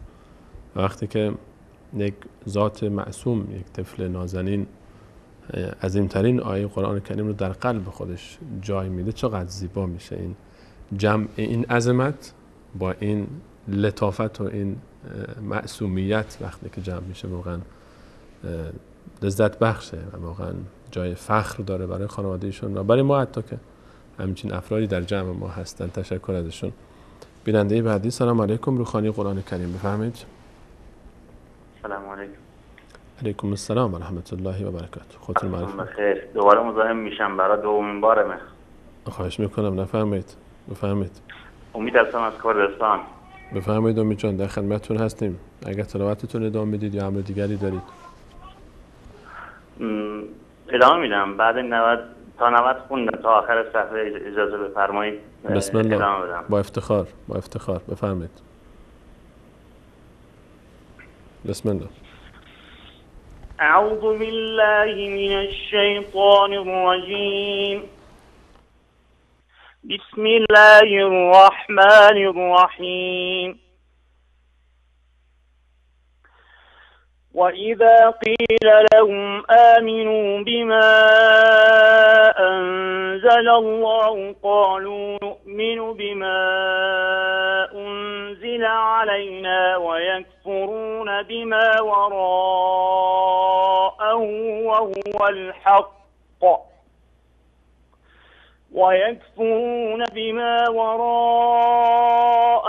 وهو الحق مصدقا لما معهم قل فلم تقتلون أنبياء الله من قبل إن كنتم مؤمنين ولقد جاءكم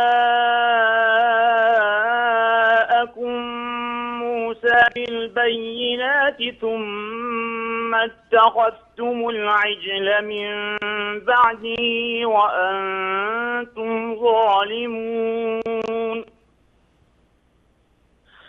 وإذ أخذنا ميثاقكم ورفعنا فوقكم الطور خذوا ما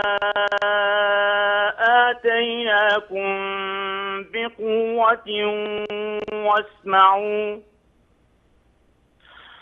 قالوا سمعنا وعصينا وأشربوا في قلوبهم العجل بكفرهم قل بئس ما يأمركم به إيمانكم إن كنتم مؤمنين صدق الله العظیم. ماشاءالله ماشاءالله.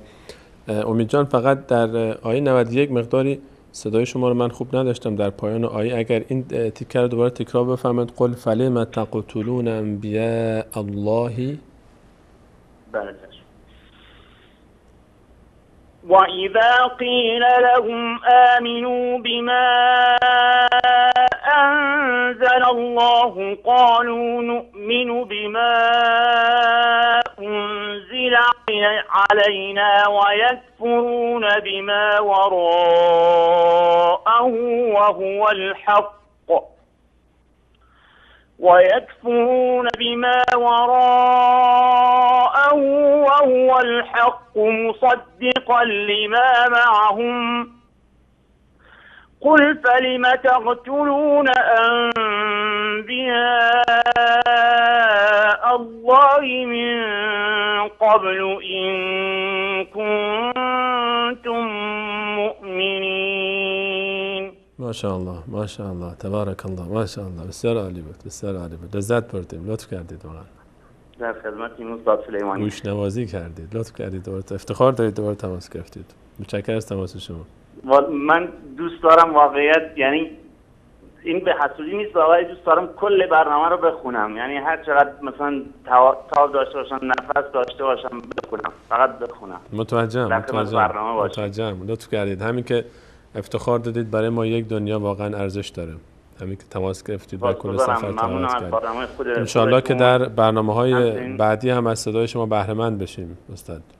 انشالله به امید خدا، انشالله به امید خدا. والا ما تماس میگیریم ولی موفق به اومدن رو آنتن نمیشیم. اینقدر به احمد جان میگم که یک پارتی بازی، احمد جان میگم یک پارتی بازی بکنن در حق شما، خواست شما رو، شماره شما رو اگر دید شما رو وصل بکنه ان شاءالله. سپاسگزارم استاد. حالا دیگه احمد جان مختار این سفارش شما رو قبول بکنه. متشکرم. برادران دیگه اون که زحمت میکشن، ممنونم از برنامه خودتون، از شما استاد. متشکرم. برادران بزرگوار دیگه. لطف کردید. متشکرم از تماس شما. سپاسگزارم. با ممنون. خسته نباشید. سلامت باشید. سلام علیکم و رحمت الله. موفق و مؤید باشید. الله یار نگهدارتون. بیننده بعدی رو میگیریم. سلام علیکم. روخانی قرآن کریم بفرمایید. بیننده گرامی صدای تلویزیونتون رو ببندید، با تلفن صحبت کنید. سلام بر شما. و علیکم السلام و رحمت الله و برکاته. خودتون رو معرفی میکنید خواهرم؟ ببخشید. بله من ساناز هستم، از ایران تماس میگیرم. ساناز خانم از ایران. بفرمایید در خدمتتون هستم. از کجاش بخونم؟ اگر شما از ابتدای صفحه شروع بکنید، از ابتدای صفحه شروع کنید، چون برادرمون امید از کل سفر رو تموم کردن. از ابتدا آیه 89 شروع کنید. ولما جاءهم.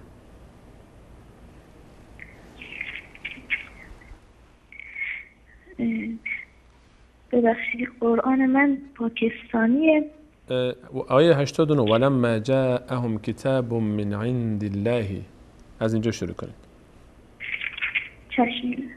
چشمتون.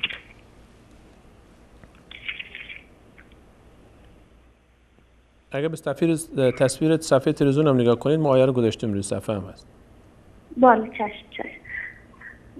اعوذ بالله من الشیطان الرجیم بسم الله الرحمن الرحیم ولما جاءهم كتاب من عند الله مصدق لما معهم وكانوا من قبل يستفتحون على الذين كفروا فلما جاءهم ما عرفوا كفروا به فلعنة الله على الكافرين بئس ما اشتروا به أنفسهم أن يكفروا بما أنزل الله بغيا أن ينزل الله من فضله على من يشاء من عباده فباءوا وبغضب على غضب وللكافرين عذاب مهين. احسنتم. صدق الله العظیم. ساناز خانم فقط روی تعبیر آیه 89 فلعنت الله، اینجا دقت بفرمایید که چون لفظ جلاله الله قبلش ضمه قرار گرفته پر خوانده میشه. فلعنت الله علی الکافرین. تکرار بفرمایید. فلعنت الله. فلعنت الله علی الکافرین. فلعنت الله. سعی کنید در هنگام تلفظ لفظ جلاله فلعنت الله. نه، فلعنت الله دهان به سمت بالا باز میشه. فلعنت الله. دقت کنید. فلعنت الله. احسنتون، بهتر شد. علی الکافرین. در آیه بعدی هم همین تعبیر رو ما داشتیم. ای ینزل الله لفظ جلاله رو پر بخونید. در هنگام تلفظ لفظ جلاله دهان به سمت بالا باز میشه. ینزل الله، دقت کنید مثلا شما این گل تلفظ کردید ینزل الله، این باریک نباید بشه، باید پر بشه. ینزل الله. تکرار کنید. چشم. فقط بفهمید. بله. انزل الله.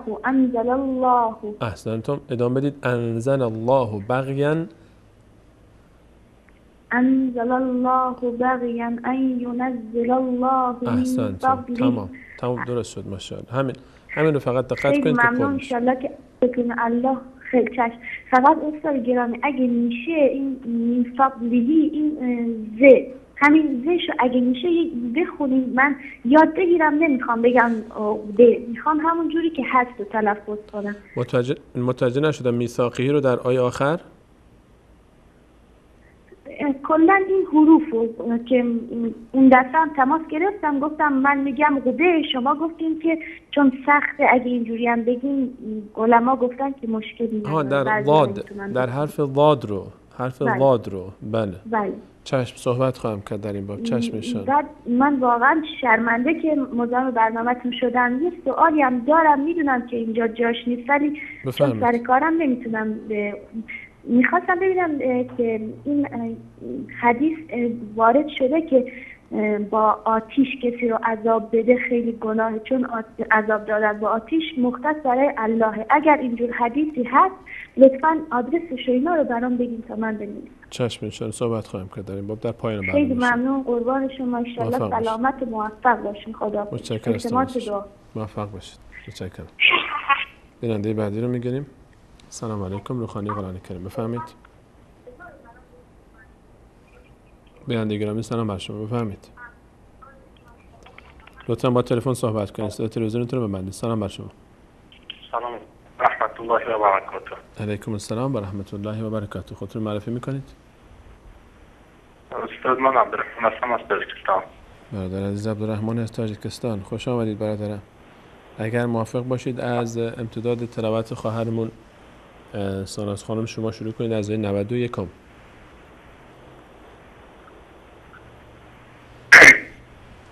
اعوذ بالله من الشیطان الرجیم. بسم الله الرحمن الرحیم. و اذا بخونم از آیه 91. و اذا قیل لهم آمنوا وَإِذَا قِيلَ لَهُمْ آمِنُوا بِمَا أَنزَلَ اللَّهُ قَالُوا نُؤْمِنُ بِمَا أُنزِلَ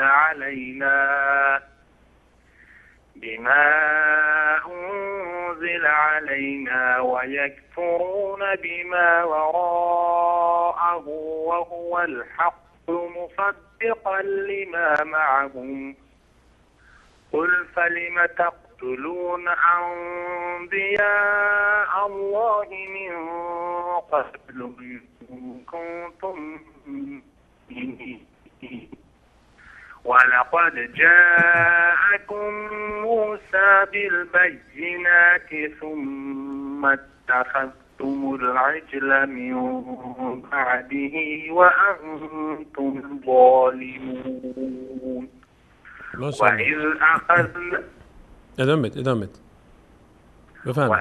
أَخَذْنَا مِيثَاقَكُمْ وَرَفَعْنَا فَوْقَكُمُ الطُّورَ خُذُوا مَا آتَيْنَاكُمْ بِقُوَّةٍ وَاسْمَعُوا قَالُوا سَمِعْنَا وَعَصَيْنَا وَأُشْرِبُوا فِي قُلُوبِهِمُ الْعِجْلَ بِكُفْرِهِمْ قل بئس ما يأمر به إيمانكم إن كنتم مؤمنين. ماشاءالله ماشاءالله. متشکرم از تماسشون. بسیار عالی بود. سلامت باشید. متشکرم از تماس شما. لطف کردید. متشکرم. الله تعالی شما حفظ بکنه. بیننده بعدی. سلام علیکم. روخانی قرآن کریم. بفرمایید. سلام بر شما. بفهمید. الو. سلام علیکم. بفهمید. سلام علیکم. علیکم السلام. خودتون معرفی میکنید؟ قرآن میخونم. بفرمایید. برنامه روحانی قرآن و صدای شما در حال پخشه. خودتون رو معرفی کنید و از ابتدای صفحه شروع کنید به قرائت کردن. اسمم محمد. محمد جان از کجا؟ از ایران زنگ. از ایران. خوش آمدید. از ابتدای صفحه شروع کنید از آیه 89. ولما جاءهم کتاب من عند الله.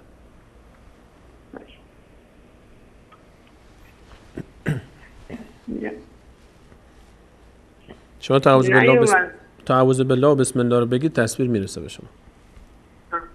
اعوذ بالله من الشیطان الرجیم. بسم الله الرحمن الرحیم.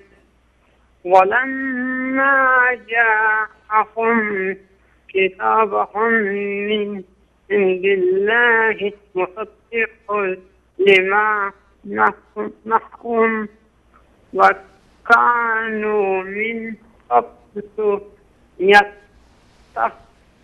يستفتحون على الذين كفروا فلما جاءهم ما عرفوا كفروا به فلعنة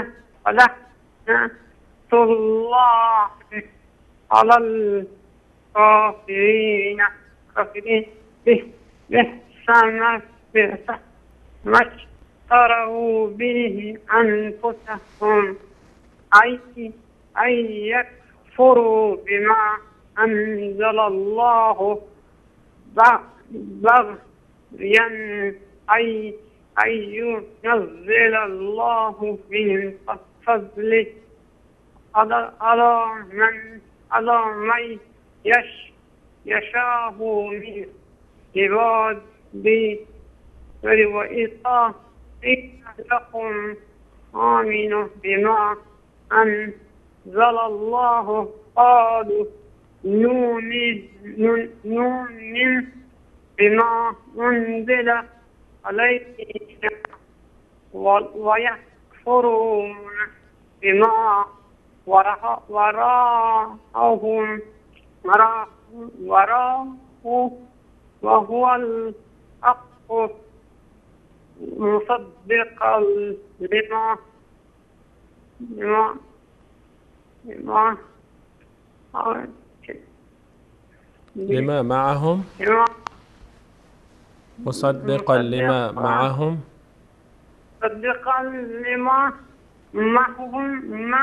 معهم قل عليم تقتلون عن يا الله من قبل إن كنتم مؤمنين. محمد جان من این خط آخر تکرار میکنم با هم دوباره بخونیم باشه. قل فلیما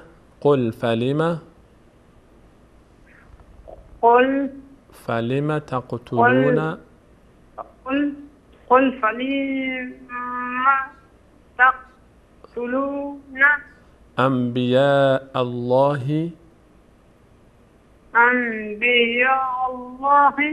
من قبل إن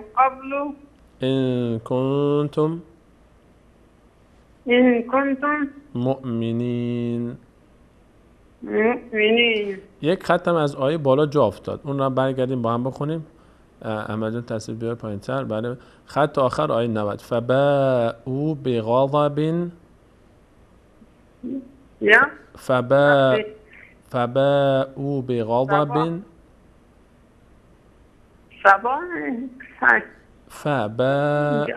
همین خط آیه 90 خط آخرش جا افتاد. فباءوا بغضب نه خط بالاش خط بالایی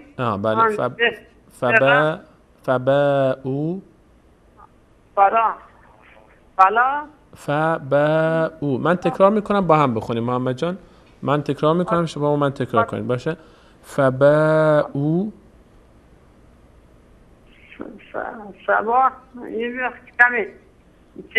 با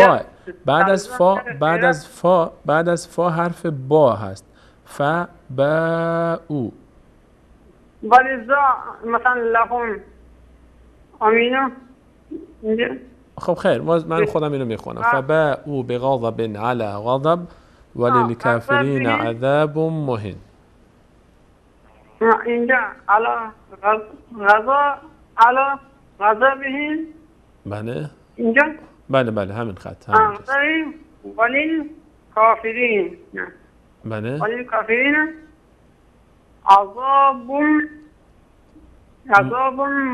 مهین. ماشاءالله. متشکرم محمد جان، لطف کردید.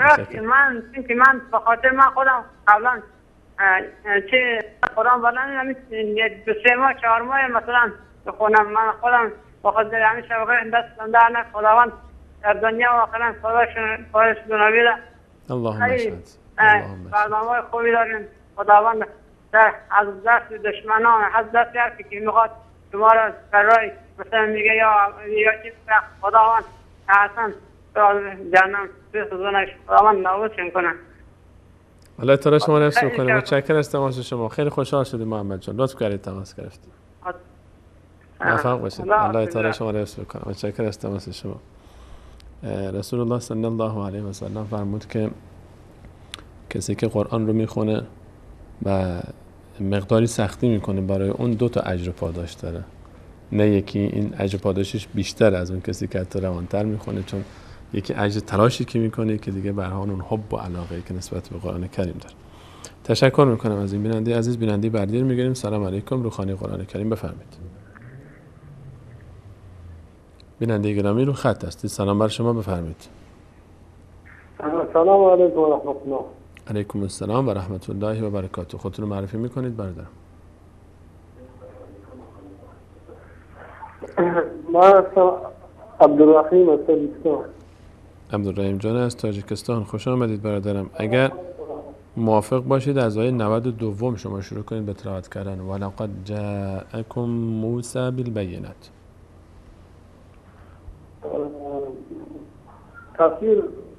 شما تصویر رو من تصویر رو روی آنتن گذاشتیم برای شما روی تلویزیون. تا برسه شما اعوذ بالله و بسم الله بگید تصویر میرسه. اعوذ بالله من الشیطان الرجیم. بسم الله الرحمن الرحیم. وَإِذْ أَخَذْنَا مِيثَاقَكُمْ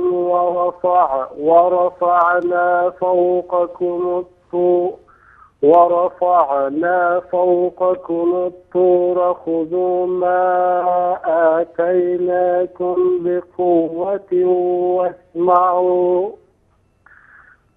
قالوا سمعنا وعصينا وأشربوا في قلوبهم العجل بكفرهم قل بئس ما يأمركم به إيمانكم إن كنتم مؤمنين. ما شاء الله. صدق الله العظيم. ما شاء الله عبدالرحیم جان، متشکرم از تماس شما. بسیار عالی بود. ما شاء الله. استاد سلیمانی یک خواهش داشتیم. بفرمایید. امر بفرمایید. سلام ما را با استاد عبدالقدوس دیخان و برادر عزیز محمد انصاری جان برسانید. حتما بزرگواری شما رو میرسونم. حتما انشالله. چشم. امر دیگری هم دارید؟ تشکر استاد. موفق باشید. لطف کردید تماس گرفتید. متشکرم از تماس شما. تشکر میکنم. بیننده بعدی رو میگیریم. سلام علیکم. برنامه روخانی قرآن کریم بفرمایید. سلام علیکم. علیکم السلام و رحمت الله و برکاته. خودتون رو معرفی میکنید؟ من شهلا خانم از تاجیکستان. خواهر گرامی اگر موافق باشید شما از ابتدای صفحه شروع کنید به تلاوت کردن. ولما جاءهم کتاب من عند الله.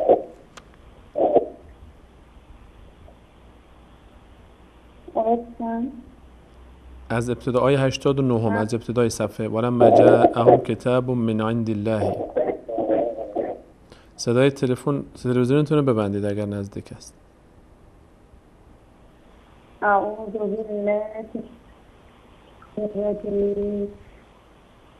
الرحمن الرحيم ولما جاء كتاب من عند الله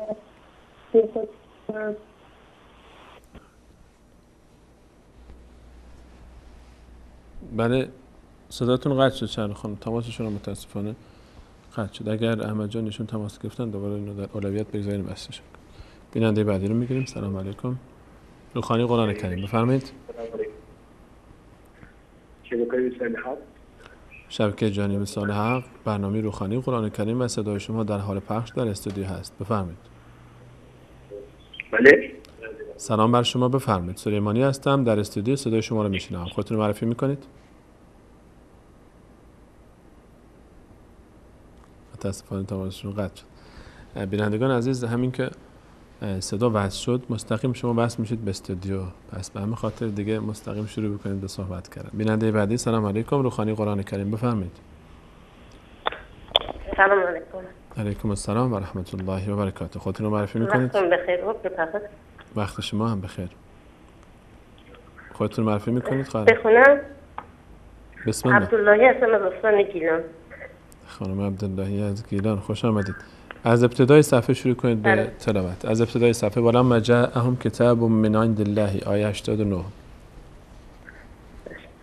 اعوذ بالله من الشیطان الرجیم. ولما جاءهم كتاب من عند الله مصدق لما معهم وكانوا من قبل يستفتحون على الذين كفروا فلما جاءهم ما عرفوا كفروا به لعنة الله على الكافرين بئس ما اشتروا به أنفسهم أن يكفروا بما أنزل الله بغيا أن ينزل الله من فضله على من يشاء من عباده فباءوا بغضب على غضب وللكافرین عذاب مهین. ماشاءالله ماشاءالله. خواهرم فقط اول این آیه رو اگر یک بار دیگه تکرار بفهمید، آیه 90 رو. بئس ما اشتروا به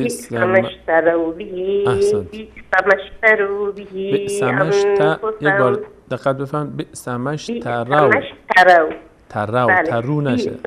اشتروا به أنفسهم أن يكفروا بما أنزل الله بغيا أن ينزل الله من فضله على من يشاء من عباده فباءوا بغضب على غضب وللكافرین عذاب مهین. احسنتم. ماشاءالله ماشاءالله. بسیار عالی بود. متشکرم از تماس شما. اول ما هم طول شدن این خورده.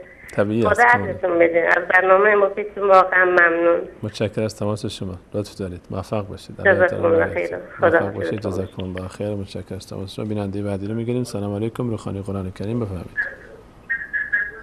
سلام علیکم. علیکم السلام. لطفاً با تلفن صحبت کنید، تلویزیونتون رو ببندید. بیننده گرامی صدای تلویزیونتون رو ببندید، با تلفن صحبت کنید. سلام بر شما. رو خط هستید، صحبت بفرمایید. سلام بر شما، بفرمایید. بیننده عزیز فرصت دستتون میره. سلام بر شما، بفرمایید.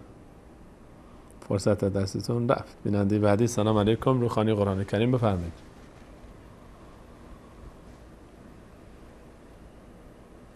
سلام بر شما، بفرمایید. احمد جان ظاهرا ایشون همراه ما نیستن. اجازه بدید من پاسخ خواهرمون رو داشته باشیم که در پایان وقت کم نیاریم. درباره حرف ضاد یکی از سخت‌ترین حرف‌هایی است که در لغت عرب تلفظش واقعا مشکل تر نسبت به بقیه حروف. از برخورد کناره چپ یا راست زبان، و حالا کناره چپ بیشتر استفاده میشه، با سطح داخلی دندانهای بالا سمت چپ. از برخورد کناره زبان با برخورد دندانهای بالا از داخل کشیده شدن اون قسمت مخرج ضاد هست. و حرف حتی زبان عربی رو زبان ضاد هم میگن، لغت الضاد، به خاطر اینکه مشهوره با این حرفش. تلفظش مشکل تر از بقیه حروف هست، اما عزیزانی که نمیتونن حرف ضاد رو تلفظ بکنن میتونن که به جای ضاد دال تلفظ بکنن، یعنی نزدیکترین مخرج به ضاد دال هست و قرا و اهل فن این اجازه رو دادن که به جای ضاد دال تلفظ بشه، یعنی مثلا به جای ولا ضالین، عزیزانی که نمیتونن ضاد رو درست تلفظ بکنن میگن ولا ضالین. این سوال اول شد. درباره سوال دوم که فرمودید که آتش، عذاب دادن با آتش، امام بخاری در کتاب صحیح خودش روایت رو نقل میکنه از رسول صلی الله علیه و سلم. روایت صحیح است، شکی در صحت سندش نیست و میفرماید که داستان از این قرار بود، اصل داستان، که وقتی که زینب رضی الله عنها دختر بزرگوار رسول صلی الله علیه و سلم، دختر اول ایشون و همسر ابوالعاص ابن ربیع، وقتی که حضرت زینب در مکه مکرمه بود، میدونیم که حضرت زینب دختر رسول صلی الله علیه و سلم در هنگام هجرت نکرد چون شوهرش ابوالعاص هنوز ایمان نیاورده بود، 2 سال به تنهایی در مکه ماند و بعد از فتح بدر، بعد از اینکه ابوالعاص اسیر شد و باز دوباره آزاد شد و باز برگشت، پیامبر فرمود که زینب رو برگردون. وقتی که حضرت زینب رو میخواست برادر ابوالعاص ببره به سمت مدینه از مکه، در بین راه عده‌ای از بازماندگان بدر و اون کسانی که در بدر دوربریاشون کشته شده بود، این حرکت براشون خوشایند بود که اینکه در روز روشن دختر رسول صلی الله علیه و سلم بر شتری سوار باشه و به سمت مدینه بره. و اومدن جلوی شتر رو گرفتن، مقداری اذیت کردن و برادر ابوالعاص تیر در کمان گذاشت، با اینکه مسلمان نبود گفت هر کی نزدیک بشه میزنم و میکشمش. به هر حال اونها شتر رو تحریک کردن و حضرت زینب از شتر افتاد، به زمین افتاد و ایشون حامله بود و این سبب شد که هم فرزندشون از بین رفت در شکم و همین که خودشون زخمی شدن و سرانجام به هر حال با همین زخم حضرت زینب به مدینه برگشت به محضر رسول صلی الله علیه و سلم. حضرت وقتی که این به هر حال وضعیت دختر نازنین بزرگوارشون رو دیدن خیلی بهشون سنگین اومد و فرمودن که برید حبار ابن الاسود، اون کسی که این کار رو کرده بود و یکی دیگه از همراهانش که همراهش بود رو یک گروهی رو فرستاد، فرمود هر جا که اینها رو دیدید بگیرید لای 2 تا بار هیزم بگذارید و با همون بار هیزم اینا رو آتش بزنید. این ابتدای روایت است و اصل موضوع اون بود. در روایت این است که رسول صلی الله علیه و سلم، آنچه که در کتاب بخاری ذکر شده بخش آخر داستان هست، که فرمودن برید و هر کجا که اینها رو دیدید این 2 نفر رو لای 2 بار هیزم آتش بگذارید و ببندید، با همون هیزم ها اینا رو آتش بزنید. رسول صلی الله علیه و سلم به خاطر به هر حال شدت محبتی که نسبت به دختر بزرگوارشون داشتن این حرف رو زدن، اما باز من کردن. در همین روایت امام بخاری ذکر می‌فرماید که رسول صلی الله علیه و سلم باز به صحابه فرمودن که من شما رو امر کرده بودم که با آتش برید اونها رو آتش بزنید، اما لا یعذب بالنار الا رب النار. بعد هیچ کسی عذاب نمیکنه، لا یعذب بالنار الا رب النار، کسی عذاب نمیکنه با آتش کسی دیگری رو مگر خود صاحب آتش و پروردگار آتش. و رسول الله صلی الله علیه و آله فرمودن فقط خدای آتش اجازه داره که بندگانش رو با آتش عذاب بکنه و شما این کار نکنید. من امر کرده بودم شما رو الان من میکنم از این کار و این کار رو نکنید. و این روایت در کتاب بخاری موجوده که رسول الله صلی الله علیه و آله من کردن از اینکه کسی دیگری رو، هیچ موجودی رو حتی با آتش عذاب بده. و در روایت بخاری میتونید این رو بیشتر بررسی بکنید درباره این جریان و داستان. آخرین تماس برنامه امروز رو به همراه شما عزیزان میشنویم. سلام علیکم. برنامه روحانی قرآن کریم بفرمایید. الو. سلام علیکم بفرمایید. سلام علیکم. می‌خواستم برنامه روحانی قرآن برنامه تمام شده ادامه داره؟ برنامه هنوز ادامه داره. خواهرم خودتون رو معرفی کنید. بسم الله. کدام سوره تلاوت می‌کنید؟ می‌خوام فرزندم ابراهیم درس بخونم. ابراهیم جان تلاوت میکنن. بسم الله. کدام سوره تلاوت میکنن ابراهیم جان؟ الو. سلام علیکم. علیکم السلام ابراهیم جان. خوبی؟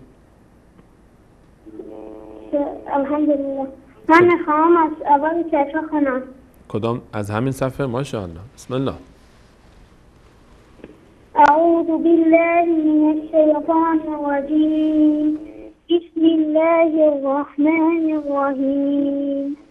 ولما جاءهم كتاب من عند الله الله مصدق لما معهم وكانوا من قبل يستفتحون على الذين كفروا فلما جاءهم ما كفروا به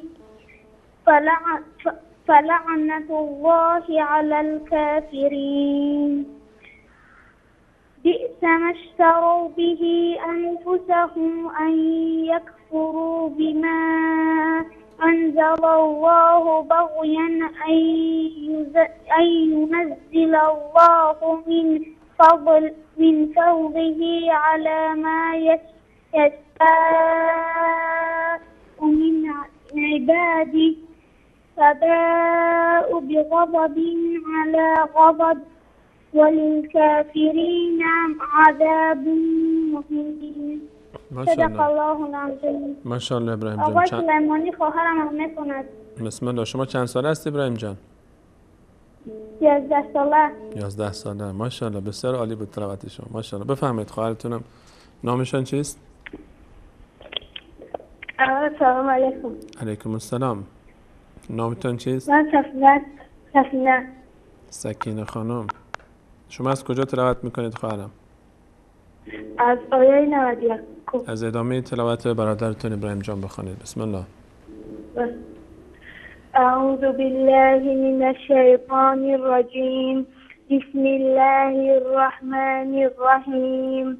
وإذا قيل لهم آمنوا بما أنزل الله قالوا نؤمن بما أنزل علينا ويكفرون بما وراءه وهو الحق مصدقا لما معهم قل فلما تقتلون أنبياء الله من قبل إن كنتم مؤمنين ولقد جاءكم موسى بالبينات ثم اتخذتم العجل من بعده وأنتم ظالمون. أحسنتم. ما شاء الله.